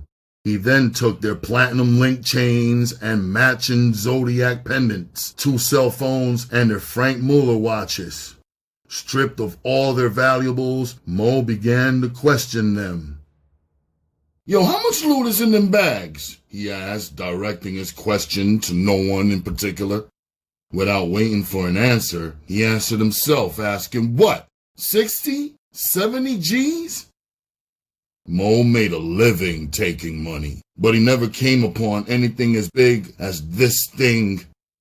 His eyes were used to seeing chump change. He was a petty robber, used to sticking up corner hustlers. Anybody with some common sense would have guessed higher. The 5s, 10s, and 20s, all bundled in the bag, gave it an appearance that it was less than it was. Obviously, only to Mo. The twins merely nodded their heads at any amount of money he suggested, not wanting to help him out at all. Never receiving a clear-cut answer, Mo went along with them. Damn, y'all niggas getting money, huh? He asked, sounding like Juvie. Then he flipped the script. Now where's the rest of it at? To show them he meant business, he put the barrel of the gun to Tim's temple. Motherfucker, I know y'all got a nice stash. I know y'all got a nice fat stash. I want that too. What the fuck is he doing? I came here to get this paper and that's it. Now this greedy motherfucker on some other shit. Dave thought to himself as he looked over at Mo, wondering what was going on. Other than being a coward, Dave's problem was he thought too small. Yo, we ain't holding like that. That shit is a rumor. You know how niggas talk, said Tim, lying, trying to throw them off. But Mo wasn't going for it. He knew better. He had been watching them for weeks. Mo was on a mission, and he'd come too far to leave with just this. He never had big money in his life. Now that he stumbled across some major players, he wanted it all. He was prepared to kill for it. Mo had killed many a man for much less. Before another lie could fly out of Tim's mouth, Mo quickly raised his gun, striking him hard with the butt. The blow was so severe, it knocked out a tooth. Blood poured from Tim's mouth to the carpet. Instinctively, Tommy took a step toward Mo, trying to protect his brother. Mo reacted by taking a half step backward and aiming the gun in his direction. Yeah, nigga, I wish you would. Give me a reason to send ya to your motherfucking maker. Motherfucker, take another step. I dare you. Realizing he was in a no-win situation, Tommy declined to take him up on his offer. Even though Mo was bluffing, he couldn't kill either one of them till they told him what he needed to know, where the stash was. Now I'm gonna give y'all one more chance, yo. Try to play me like I'm dumb again and y'all both dead. I'ma count to 3, and by the time I get there, one of y'all better be telling me what I want to know, or I'ma kill one of you while the other watches, said Mo, feeling undoubted about what he was prepared to do. 1, he said slowly, starting the countdown. Tommy's mind was racing. His heart was pounding fast. He thought to himself, this is it. His brother could be so stubborn at times, but now wasn't the time to be. However, if Tim didn't tell him where the stash was, then neither would he. Tommy was willing to ride or die for his brother. Born together, die together, if need be. 2! shouted Mo. There was an eerie silence in the room. Tim stood defiant, his life flashing before his eyes. He thought of his mother, his little sister, his twin, and death. He didn't want to come up off the stash. What would Dad do? Popped in his head. This paper can be replaced, he thought, still wondering what his dad would do. Before Mo could carry out his threat, he reluctantly began to speak in an attempt to save their lives. Yo, the stash is at my brother's crib. There's $300,000 in there. You can have it all. Just let me and my brother go, Tim admitted, and this was the truth. All right now you talking, yo. You see how easy that was? When everybody cooperates, nobody gets hurt, Mo said sarcastically. Listen, Dave, Mo said, blowing Dave up. Take Tommy back to his crib and get that loot. Make him drive his car. Leave the Cherokee here for me, said Mo, calling the shots. There was no question who was in control. If that nigga there tries anything funny or that money ain't right, smoke him, he said, referring to Tommy, shooting an evil sneer at both Tommy and Tim Tim. Dave agreed, and Tommy just looked at his brother. I'm giving y'all a half hour to get there and back with the stash. If anything should happen to my man, if you don't come back or call me within that time, your brother's a dead man, Mo said, looking dead at Tommy. Dave grabbed a large beach towel out of the linen closet. He wrapped it around his hand and lower arm to conceal the weapon he held. Placing the barrel of the gun in the small of Tommy's back, he gave him a firm nudge toward the door. But before heading out the door, the twins stared at each other briefly. Tim Tim looked at his brother. No one needed to say a word. The little niggas were twins, and once they made eye contact, one could always tell what the other was thinking. This is it, Sho. I got a funny feeling about this nigga. This nigga ain't right. Hurry up back, thought Tim Tim, staring at his brother for what he was sure would be the last time. Tommy sent him back a telepathic message with his eyes. We coming up out this shit, nigga. I will be right back.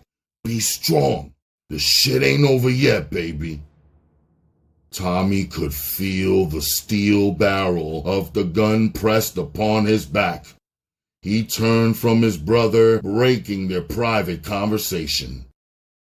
Dave led him out the door to go and retrieve the stash. As the door closed, Tim Tim's heart began to pound. He didn't even want to look Mo's way, but just exactly where was this motherfucker? His heart began to pound as he thought of the nigga right behind his left ear. Why is this shit happening? Dave's ignorant ass. Wait till I get a hold of that motherfucker. He quietly prayed these two robbers wouldn't do anything stupid, but it didn't look good for the home team. Don't look over here, motherfucker! Shouted Mo as Tim Tim quickly turned his head, finally satisfied on knowing a nigga's position. Meanwhile, Tommy and Dave had made it out of the building and were walking in the parking lot. I can't believe this shit. How the fuck is Dave robbing me? This weak bitch-ass nigga and the other one that's a greedy motherfucker. Why he didn't just take the bags and kept it moving? The home team was definitely hurting right now. Tommy quickly thought of the many choices he had at that very moment as Dave opened the driver's side door and instructed him to get in. He did, and watched as Dave walked across the front of the car with the gun pointed at him through the windshield. I got a plan for your ass, you simple bitch-ass nigga, thought Tommy as he watched Dave plant his ass in the passenger seat. I just hope this motherfucker work. Chapter 4.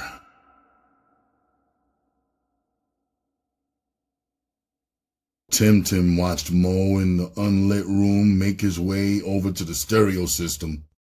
His movements were offbeat yet systematic. Keeping an eye on Tim Tim while he fumbled over the buttons, he quickly found the power button and pressed it, bringing the stereo alive with lights and sound. Puccini filtered through the speakers, echoing Tosca in the air throughout the room. Tim Tim looked up at Mo, and in Mo's black, cold eyes, he saw death staring at him.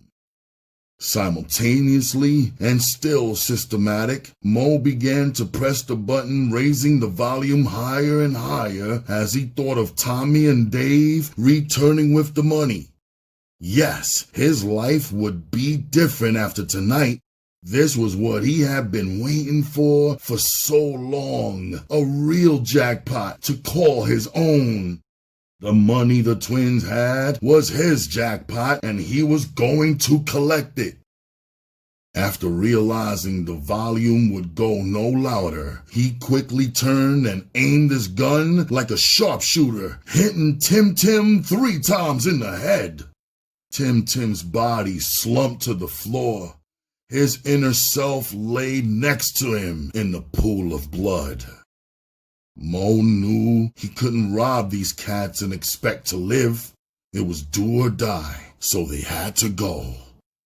He turned the radio back to off, and still systematically, he walked over to Tim's lifeless body. Reaching down, he checked his neck and then his wrist, making sure there was no pulse. There was none. He sat down on the couch next to where Tim had just been sitting.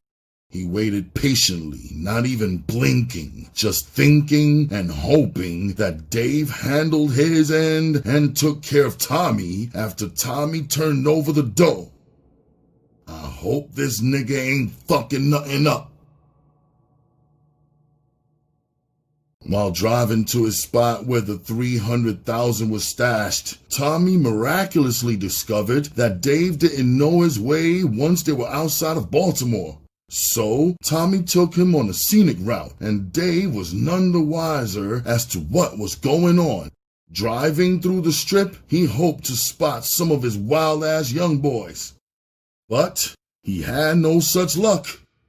Where the fuck are my dogs at? Tommy thought to himself. Remembering he was on the clock, he headed home. He tried to make small talk, but Dave wasn't feeding into it, keeping his screw face on. Dave said nothing. Why you doing this, dog? Tommy asked. You know me and you was cool. Before that shit went down, I used to look out for you, said Tommy, trying to play on his intelligence. When you got knocked, I bailed you out and paid for your lawyer. Plus, I was the one who put money in your pocket when you came home. Remember that shit? Said Tommy in a friendly tone. If you never did what you did, you still be down with the squad, said Tommy, reminding him of the good old days. His eyes cut in Dave's direction to see if his words had the desired effect on him, but still there was no response. He tried again anyway. Remember when you came home and we threw that party for you with all those strippers and shit? You was doing your thing that night, right, dog? He asked, hoping to jog his memory. That's the game, yo. Besides, y'all was having the party for Scotty's birthday, and you just decided to make the shit about me since I was coming home. Y'all niggas was already having the party, yo, said Dave coldly, under his breath. He was on alert.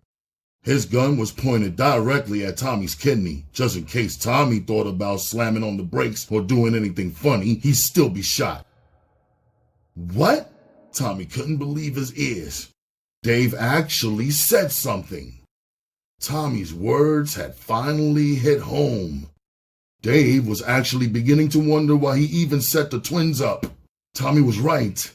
They had looked out for him till he got sticky fingers. They were better to him than anybody he ever worked for. His conscience was eating him up, but Mo's orders were pushing him on. They already had more than enough cash back at Tim's crib to live real good, but for Mo, it wasn't enough. Damn, it's like that, dog? Tommy sincerely inquired. Listen, I'll make a deal with you, yo. When we get to where we're going, just give me $50,000 and we'll call it a day, said Dave, looking to see how Tommy will react to his request. After you give me the dough, you gotta promise me you won't try to get me back, he said, copping a plea. Even though he was robbing them, he still feared them. He'd seen their work in the past. Yo, I won't. You got my word, I swear, he said, faking concern. Tommy tried to reassure him everything would end right there, that all would be forgotten and everything was cool.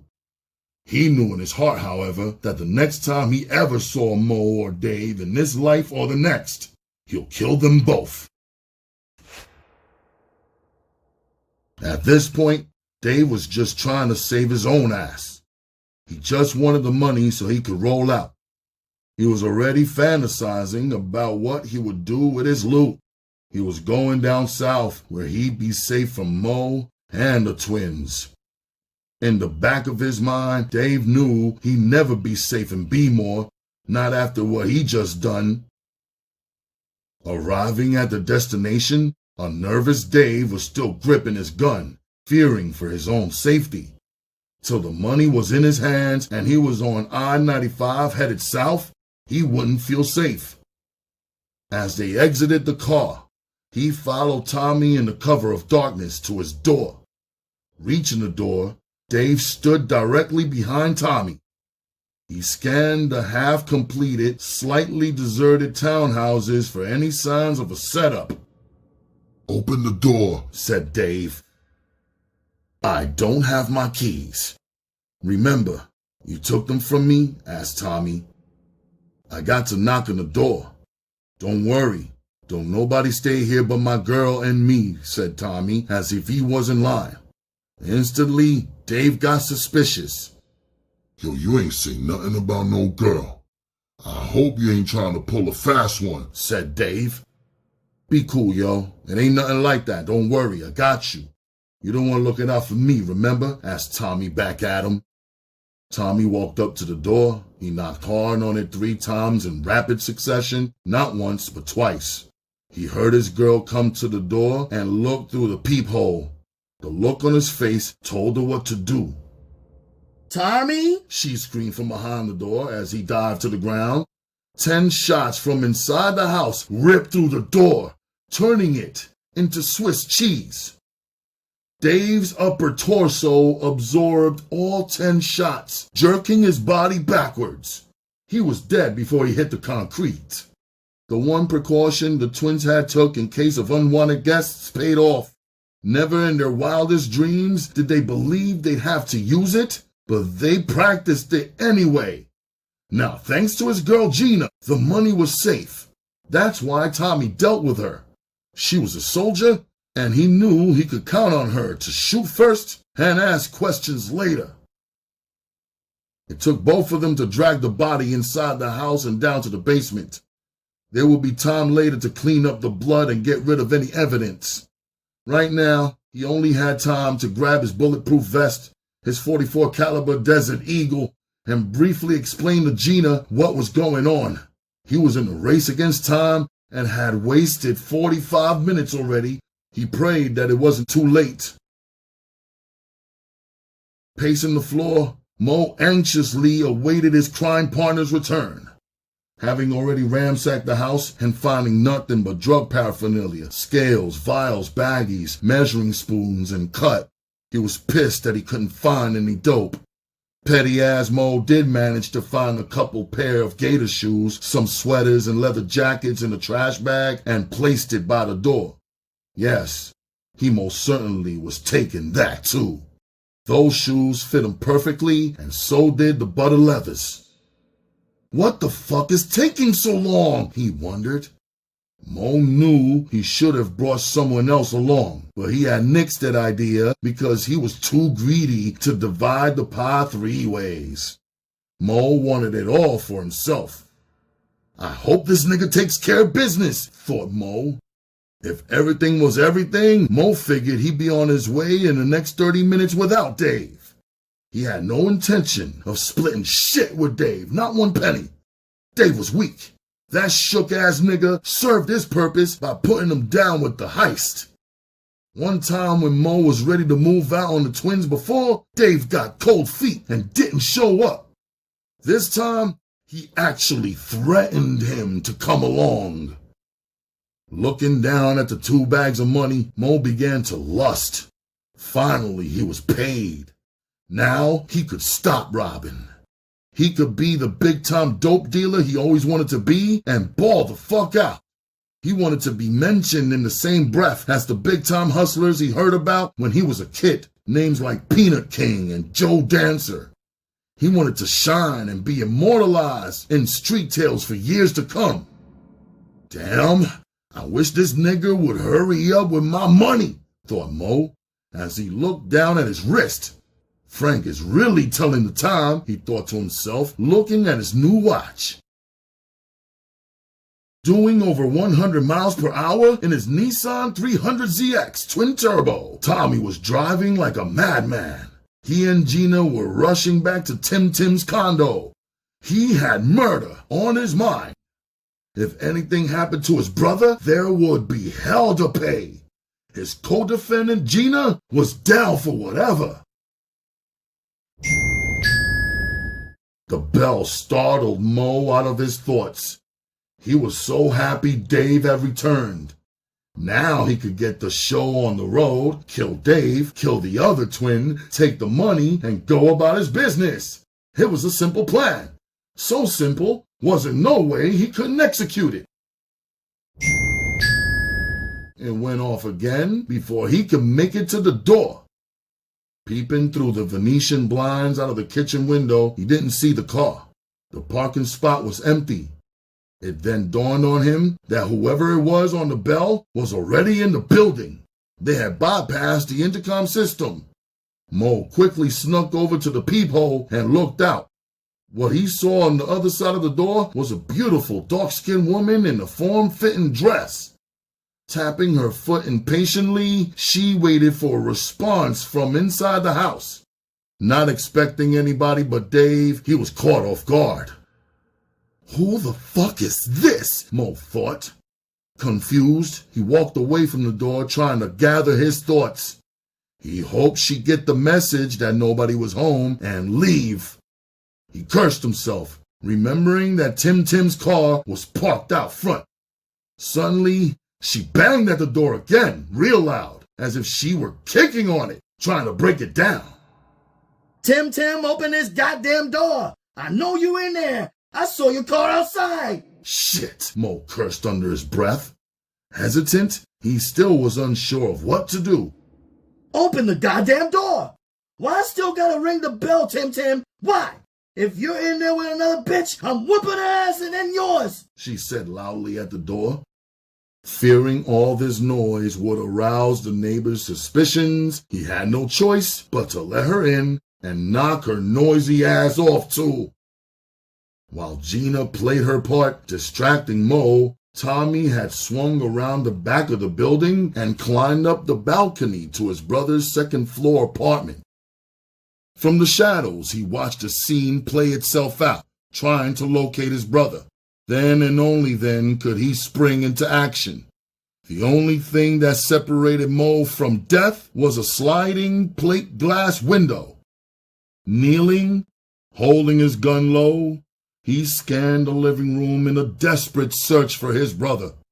Then a strange feeling came over him. A wave of nothingness entered his body as his eyes landed on his brother laying balled up in the fetal position on the floor.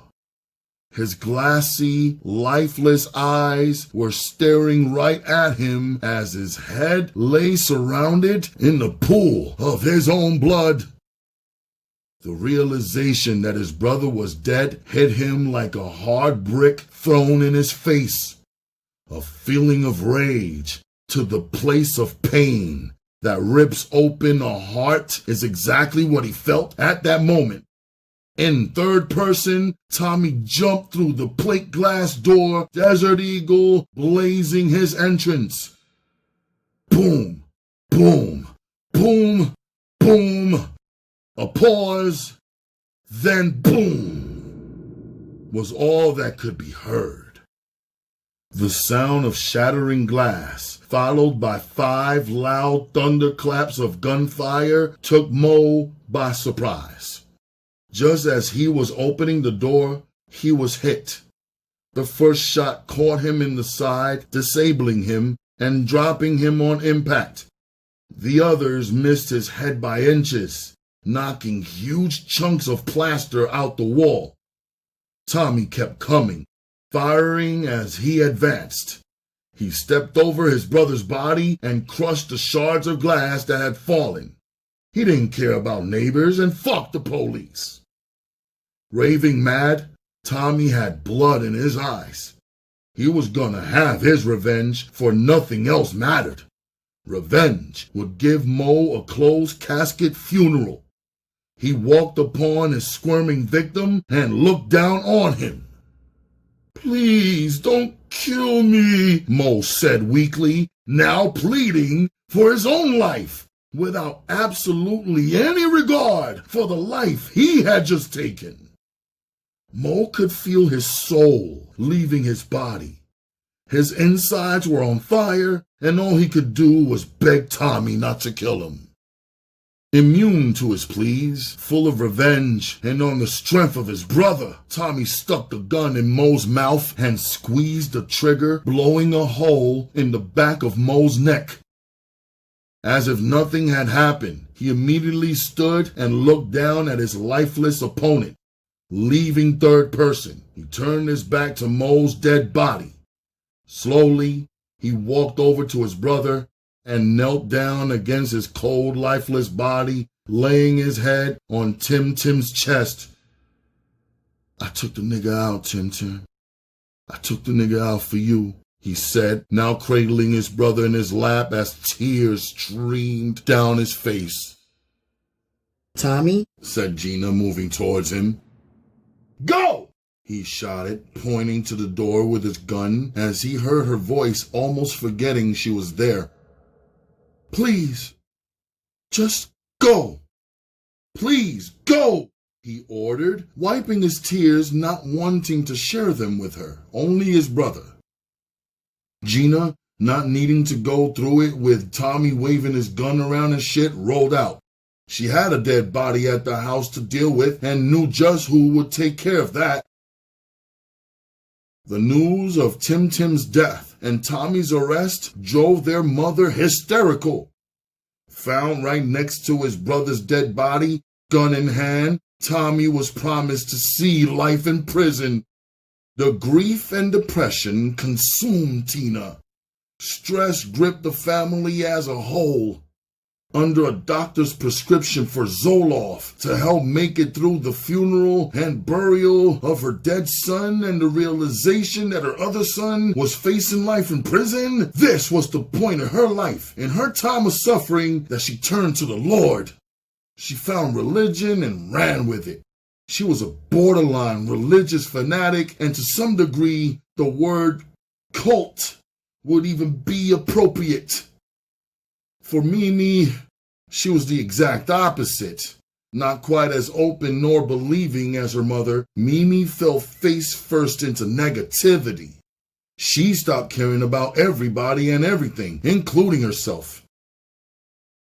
Anybody who was somebody on the streets, hundreds of peoples, junkies, hustlers, friends, and females packed March's funeral parlor to pay their last respects to Tim-Tim.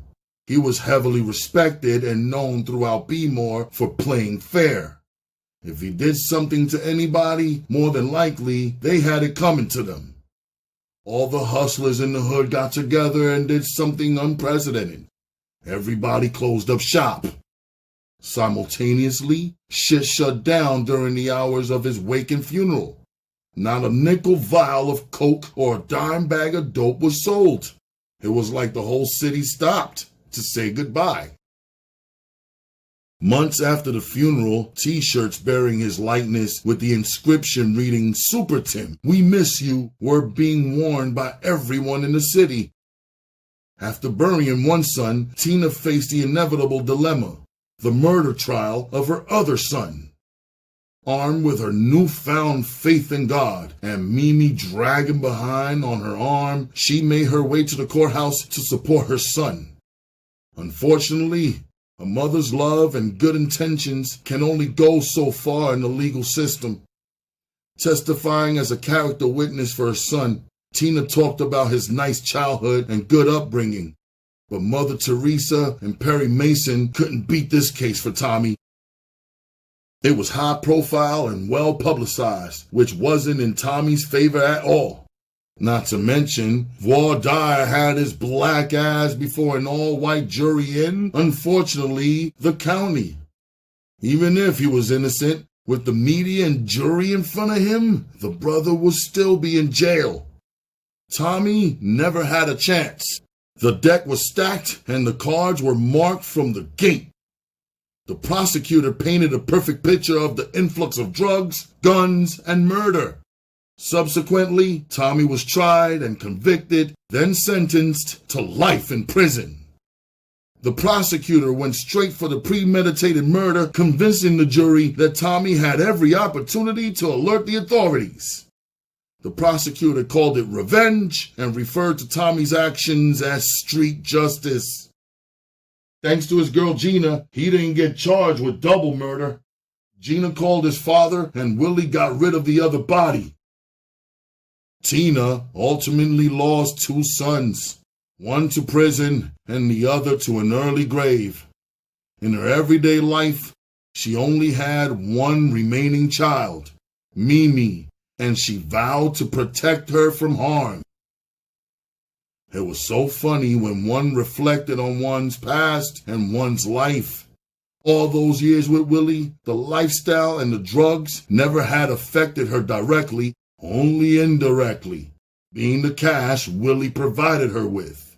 All that shopping, all that spending, flying to Vegas just to cop a shirt, all the years that had gone by, for every dollar, what a price to pay. Her own children. Tina hurt for her dead son, and she prayed for her son that was left. A life in prison is better than no life at all.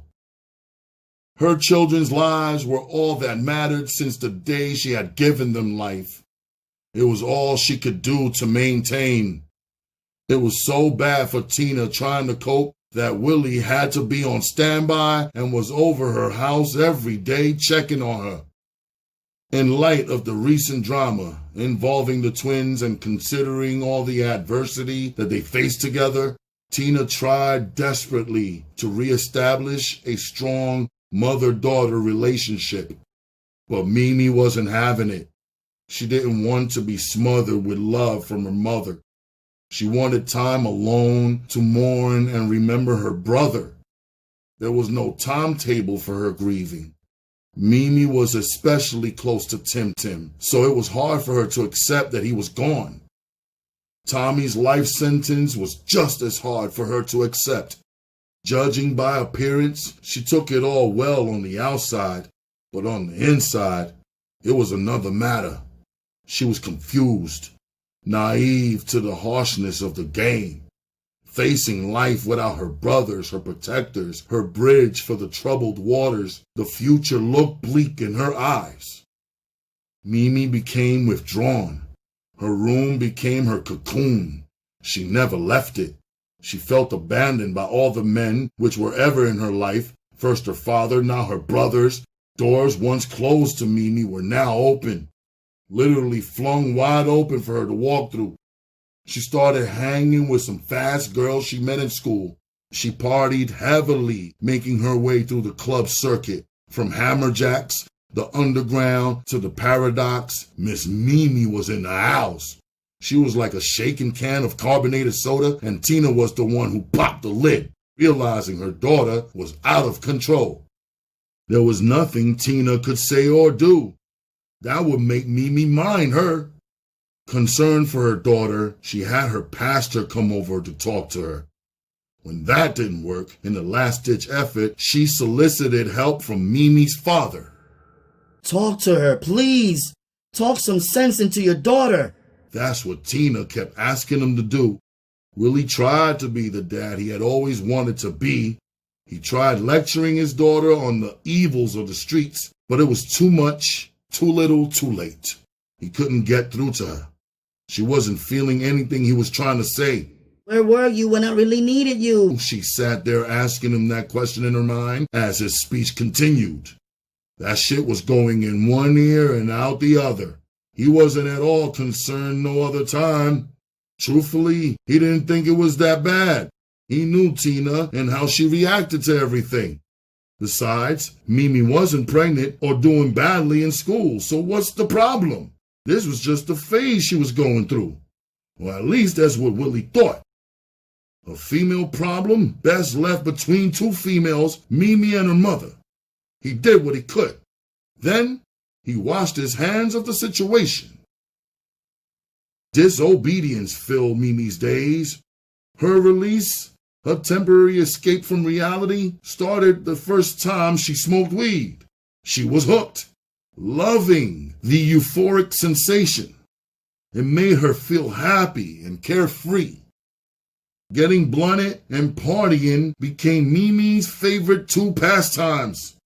Mimi and her girls from school lived for the weekends. The clubs were the place to be for them to see and be seen. It was only a matter of time before Mimi's beauty caught some hustler's eye. Volcanoes was the city's hottest nightclub where everybody who was about something met and mingled. Hustlers, hoes, and anybody who was anybody came to socialize. On any given weekend, this was the place to be. Located in the heart of East Baltimore, Volcanoes stayed packed. It was only natural for Mimi and her crew to be up in there, getting their groove on. The club's sound system was banging. The DJ was on the turntable spinning the ones and twos. Her local celebrity, Miss Tony, was in the house, and the DJ began playing her song. Yo, this is my cut! Mimi screamed in her friend's ear. The music almost drowned out her voice as she began dancing by herself and singing along with the music. What's up? Miss Tony said, chanting it over and over again. Clowning around with her girlfriends, Mimi busted out laughing. They all were high, so it didn't take much for them to catch a case of the giggles. Yo, I'm ready to get my drink on, said Petey. I'm with it too, said Mimi, seconding the motion. As they walked towards the bar, Mimi could feel all eyes on her. Heads turned and the stairs were long. While waiting on their drinks, the girls chatted with one another as a hustler, quicker and slicker than the rest, stepped up to holler at Mimi.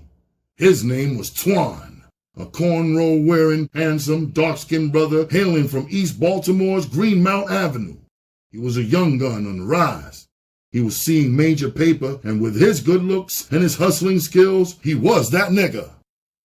The gift of gab came naturally to Twan. It stemmed from his time spent on the block trying to convince picky fiends to buy his product. He had no problem running game on the ladies either.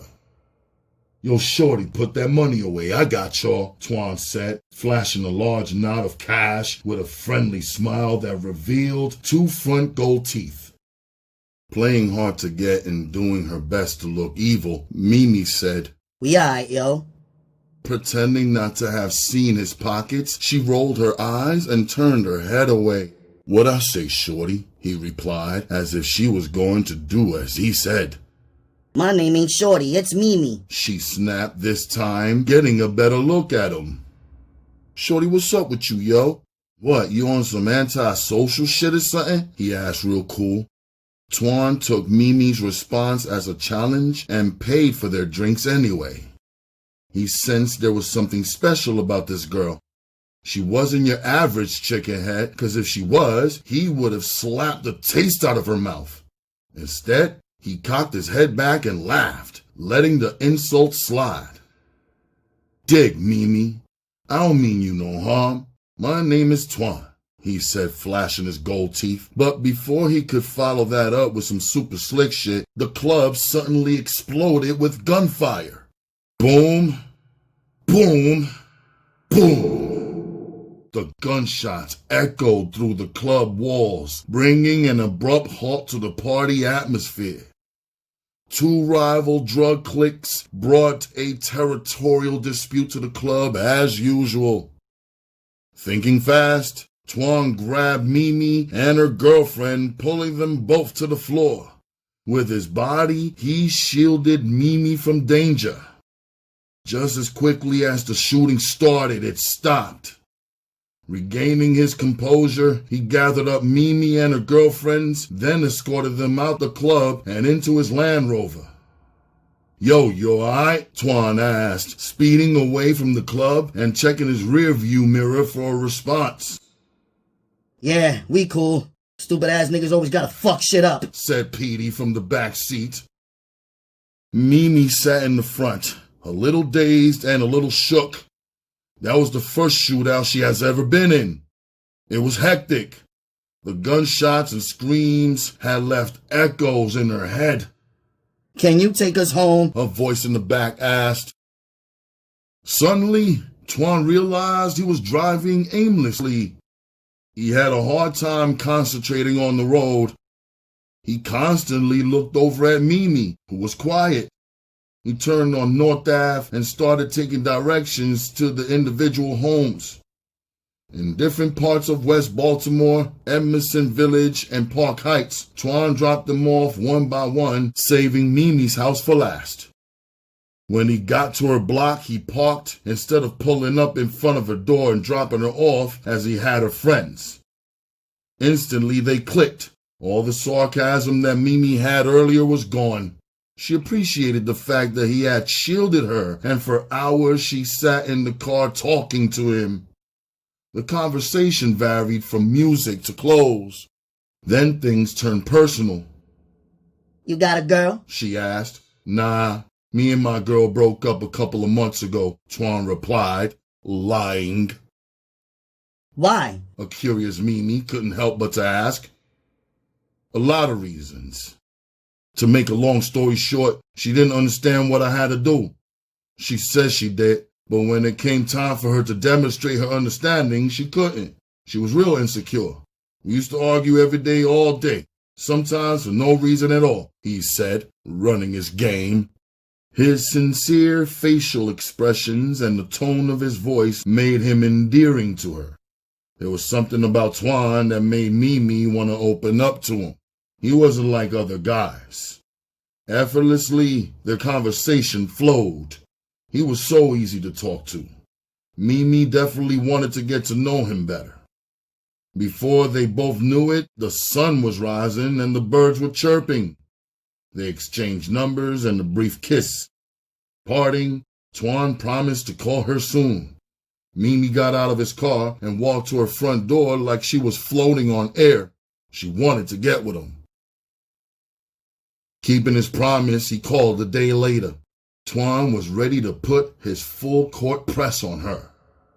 Hello, can I speak to Mimi? He politely asked. Speaking, she replied. What up, shorty? Know who this is? Twan playfully asked, trying to test her to see how many dudes she may have been messing with. What I told you about calling me shorty, nigga? She jokingly asked back, reminding him of when she snapped on him at the club. My bad, he said apologetically. I'm only playing, Twan, she said, as if he could call her shorty or anything else he wanted to. Well, what you about to do? He asked. Nothing, she quickly said. Well, get ready, 'cause I'm coming by to take you out, he said. Just like that, a date was made. She was ecstatic that he was coming to get her. That evening, Twan took her to the movies and to dinner at Rusty Scuppers in the Inner Harbor. Over the following weeks, their dates turned into a whirlwind romance. Twan and Mimi went to comedy clubs and plays. They even drove to D.C. to shop in Georgetown and do lunch at Union Station. Having never experienced a man giving her this type of attention, Mimi was eating it up. She loved every minute spent with him. He was such a gentleman. He was spending his money and time with her, and he never pressed her about sex. Twan was playing the role of a good guy. His other side, the dog, hadn't emerged yet. She wouldn't see the real Twan until his mission was accomplished. By playing possum, he was setting her up for the kill. He could afford to be patient. He was getting head off on a regular basis by a different chick every day, all day, so he could concentrate on putting in quality time and building up Mimi's trust. It was like an investment to him, and nothing more. After picking up Mimi for a dinner date one day, Twan made an unexpected pit stop back to his apartment. He claimed to have forgotten something. But once he lured Mimi into his bedroom, one thing led to another. Before Mimi knew it, they were kissing. Twan's lips caressed against hers as his tongue stroked the inside of Mimi's mouth. From the floor to the bed, Twan pulled her shirt up and unbuttoned Mimi's pants, still French kissing her. His slim but muscular body grinded up against her as they both lay naked, sprawled on the bed, lips locked and bodies pressed tight. Twan's eyes roamed every inch of Mimi's body as he kissed her from head to toe. Damn, she looks even better naked. That couldn't be said for most women. They always have something, some type of body defect that turned this picky ass off. A little cellulite here, a couple of stretch marks there, and forget it. Twan was judgmental like that. Nibbling and licking on the inside of her thighs, he fingered her clit. Moaning and groaning, Mimi was climbing the walls. It was the right time to enter her. Gently, Twan penetrated her raw, and the realization hit him that Mimi was a virgin. The excruciating pain shot straight to her stomach. In a missionary position, she was unable to bear the pain any longer as tears welled up in her eyes. She pleaded for him to take it out, but her cries only excited him as he drove his manhood deeper inside her. It was tight as hell, and he was loving every minute of it. Slowly, he established rhythm, and her pain turned into pleasure. Slowly thrusting in and out, going around and around, he felt her walls as he kept his movements in perfect motion. Twan was putting his thing down. He was riding her gentle but rough. He wanted this moment to be memorable. If he did it right, he knew he could always have her anytime, regardless of what he did. So this is sex, Mimi thought to herself. This is what I've been missing. She was definitely open. From that day on, they were officially lovers. Twan had Mimi wet with the slightest touch and coming on herself, always. However, the whining and dining quickly began to fade. Having gotten away with Mimi, Twan tried to lock her down. She was just a notch on his belt. He bragged to his people how he was hitting Tim and Tommy's little sister. To him, it was something to be proud of, and he was. But for Mimi, it was so much more. He was her first, and she loved him. Loved him with all her heart. Her entire world revolved around him. Whatever Twan said, Mimi listened. Whatever Twan wanted, Mimi gave him, and whatever Twan told her to do, she did. She thought his controlling ways were cute. This only proves he loves me, she thought. If he didn't love me, then why would he sweat me 24/7 about where I'm at or where I'm going? Why would he tell me to stop going to clubs and stop wearing tight pants? In her young mind, his actions just pointed to one thing: love. Love is blind. Even Eve said so. Mimi just swore up and down that she was his wifey and he was the best thing for her on earth. However, one thing for certain, two things for sure. What's done in the dark will eventually come to light. Evidence of Twan's cheating ways began to surface. Damn, where the fuck is this nigga at? Mimi asked herself, glancing at the clock on the kitchen wall. She noticed he was over 2 hours late, and she'd already beeped him 3 times. Now she decided to call his cell phone, which she only did in extreme emergencies as instructed by him.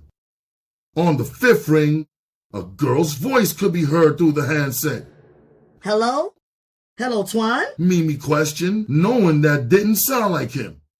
Who is this? A female voice asked, somewhat agitated. This is his girl, bitch! Mimi answered back. Put Twan on the phone, and he'll tell you who the fuck. Click went the phone, and Mimi never finished her sentence. That was as far as she got before the line went dead. She tried to call back several times, but got no answer. Then Mimi dialed his beeper number and kept hitting redial for the rest of the night. She knew a way numerically to spell curses like fuck you or go to hell. So she jammed his beeper with that shit for hours and hours and hours and hours. The next day, he finally called with the lamest excuse in the world. Where the fuck was you last night? Who the fuck was that bitch who answered your phone? Mimi asked, as if the world was coming to an end. Playing it off, Twan calmly said, "What you talking about? I got locked up last night, and I just got out of central booking." He responded like that shit was the truth. For what? She was interrogating him. "Driving with a suspended license," he weakly answered. Why you ain't called me to let me know, huh? I was waiting for you all night. "They only give you one phone call. You ain't have the money to bail me out," he snapped, trying reverse psychology. Well, why didn't you call me when you got out? I know you saw my number in your pager, she firmly stated. "I ain't get no beeps. My batteries are dead." This was the best shit he could come up with. He had so much game, he should have been playing in the NBA. Well, who's that girl that answered your phone? Mimi asked, knowing some bitch definitely hung up on her. "Yo, ain't no girl answer my phone. You must have dialed the wrong number," Twan answered, as if she was crazy, denying that shit to the best of his knowledge, information, and belief. In the end, all was forgiven. Mimi fell for the okie-doke. She went against her better judgment till the next time when the physical evidence would be simply undeniable. Twan burnt her. When Mimi's gynecologist diagnosed her with a venereal disease, the proof was in the pudding. No. It must be a mistake. Are you sure? I can't have gonorrhea. Are you absolutely sure? Asked Mimi, like the doctor didn't have a degree in medicine. "I'm 100% positive," said the doctor, preparing to inject Mimi's right buttock with a needle, having no second thoughts about Mimi's diagnosis. Mimi, on the other hand, was shell-shocked. She just couldn't believe it. She had no idea she was even carrying an STD. Her discharge was off, and she had some cramping, but nothing that hit her in the head, just something that made her want to get checked out. Sure enough, a venereal disease. She felt like crying, and when the doctor told her the news, her face turned red and hot. She was so ashamed and so embarrassed. How can Twan do that? She knew it couldn't have been her who got it. Twan was the only lover she ever had. It had to be him. Of course it was him. But damn, how? Why? When she confronted him about the doctor visit, instead of him apologizing, he flipped the script on her. He had the audacity to accuse her of burning him. "Who you been fucking?" Twan asked seriously. Motherfucker, don't you play yourself. You know I don't even get down like that. You know where I'm at and who I'm with at all times. Too bad I can't say the same for you. Mimi spat. "Who? What you trying to say?" Twan asked, asking nothing at all. You need to take your hot ass down to the clinic and get a shot in your ass before you get the whole east side on fire, you dumb motherfucker. Ain't your shit burning? She asked. Truth was, he had symptoms and his shit had already been on fire. He took care of that shit last week. He just hadn't told her yet. Not to mention, he didn't know when he got it or who he got it from, so he wasn't saying nothing at all. Beneath the brave front, Mimi was miserable. She couldn't believe how Twan could fix his face to say what he had said. But after hours of sweet talk and promises, it was all good again. He finessed his way back in, and before long, he was dogging her out, as usual, standing her up and getting caught in lie after lie, time after time, was becoming the normal routine with him. Tina watched helplessly as her daughter went through the trials and tribulations of young love. Mimi was heartbroken, and Tina knew the symptoms all too well. She saw history repeating itself. Mimi's father took her through the same hell before they were married. Unable to see her daughter suffer any longer, Tina said something about it during dinner. She dropped a jewel on her. What's going on, Mimi? You haven't been yourself. Tina questioned curiously.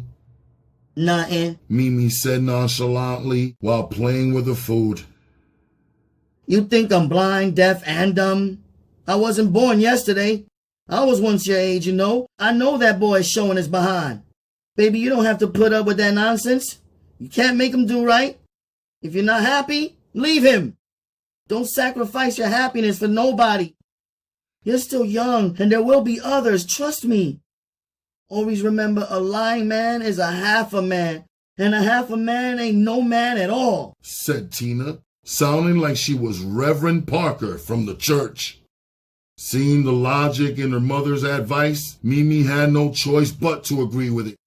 It was the truth. The truth never needs support, but still her heart overruled her head. Sometimes when the heart wants what the heart wants, regardless of the consequences, trouble is close behind. She continued to have sex with Twan whenever he requested it from her, thinking this would bring them closer. Finally, after coming to the painful conclusion that sex wouldn't, Mimi had another problem to deal with. She had managed to get pregnant. This was the crossroad for her in her young life. Unsure of what to do, she debated whether to have the baby or have an abortion. Her ill feelings towards Twan, combined with her goal of finishing school, had her leaning towards having an abortion. But in her heart, she knew it was wrong and her conscience was killing her. Ultimately, it was her decision to make. However, before she could make it, she needed to seek her mother's advice. Upset but not surprised, Tina took the news of her daughter's pregnancy in stride. Mimi, this is not what I expected of you. I wanted you to wait till you was married and grown to have a child. You're so young. Now you have to grow up. All that acting you do like you grown, well, this is responsibility, honey child. There's no more hanging out. Your new number one priority is your child. Can you handle that? Well, Ma, I was thinking about having an abortion, she whispered as if it were a secret. What? Tina snapped. This family don't believe in abortions. That's just murder by another name, and the Bible says, "Thou shalt not kill," she said, reaching into a religious bag for some spiritual inspiration. You wasn't aborted, she said, with her eyebrows raised.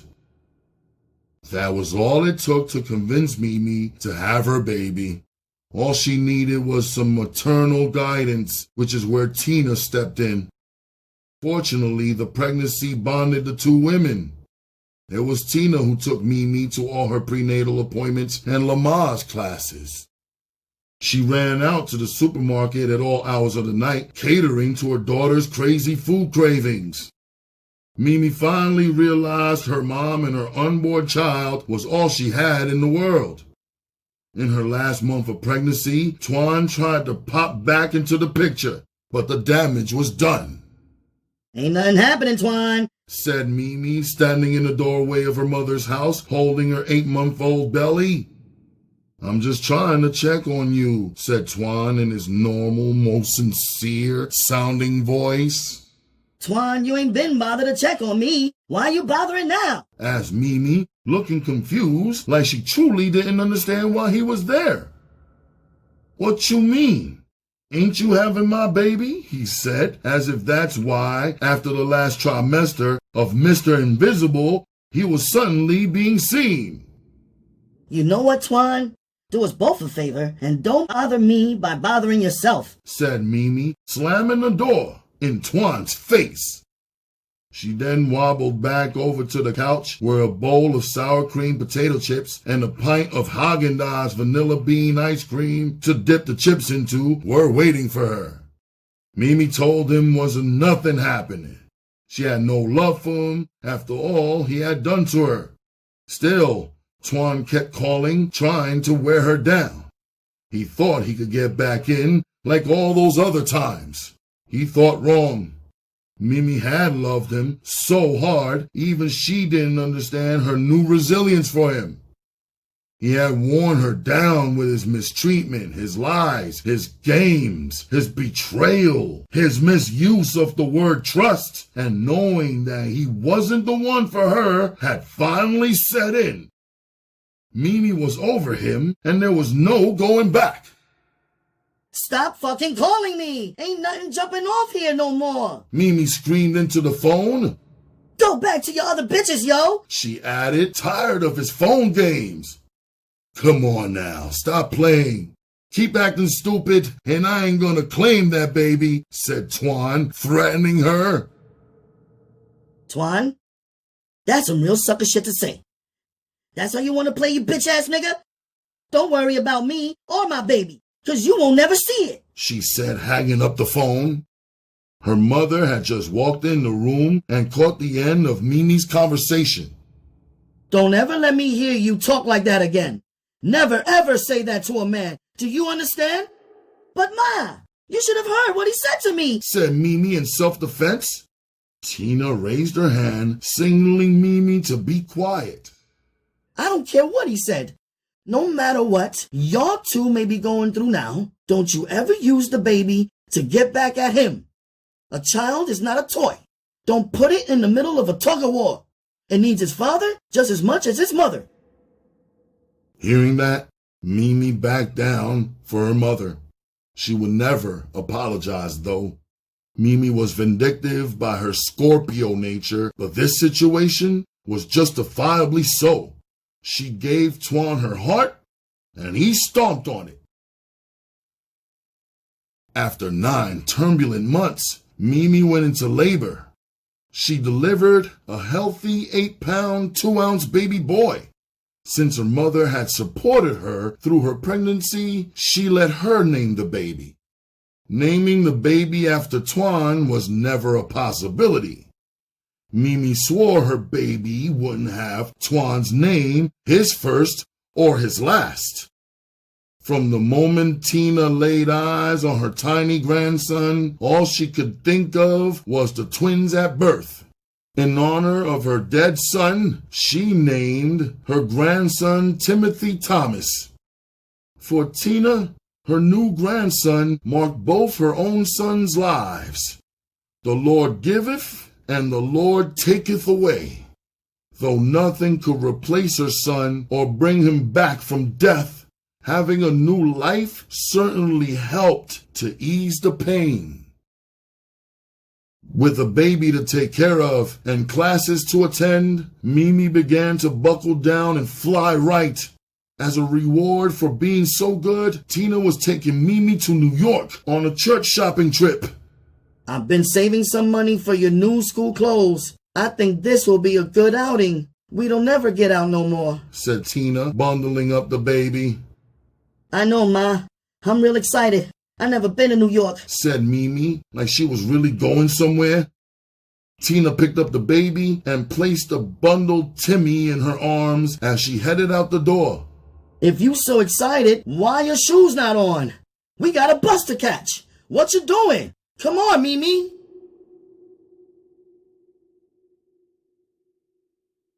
Welp, this is where I pause for the cause just because I would like you folks to tune in to the next edition of Ralph Reads. I would like, or rather love, to thank you queens and kings, fellow royalty, for stopping by. You may connect with me via Facebook. Send a friend request to Ralph Anthony Garcia on Twitter and Instagram at RGMC2407. Send an email to rgmc2407@gmail.com, where if you like to leave a small donation, please use the Zelle app or paypal.me/RGMC2407 or Cash App. My cash tag is RGMC2407. You may also connect with me on my other channel, the music channel, RGMC, Ralph Garcia, Master of Ceremonies, and right here on TURN. Tell a friend to tell a friend to tune in to the United Ronin Networks. We are Ronin. Fellow royalty. Pick up a good book, read a good story, and set your good self free. I appreciate you, and I love you like cooked food. I will see you folks on the next edition of Ralph Reads. In every case, know your place and stay out of people's face. Stay safe.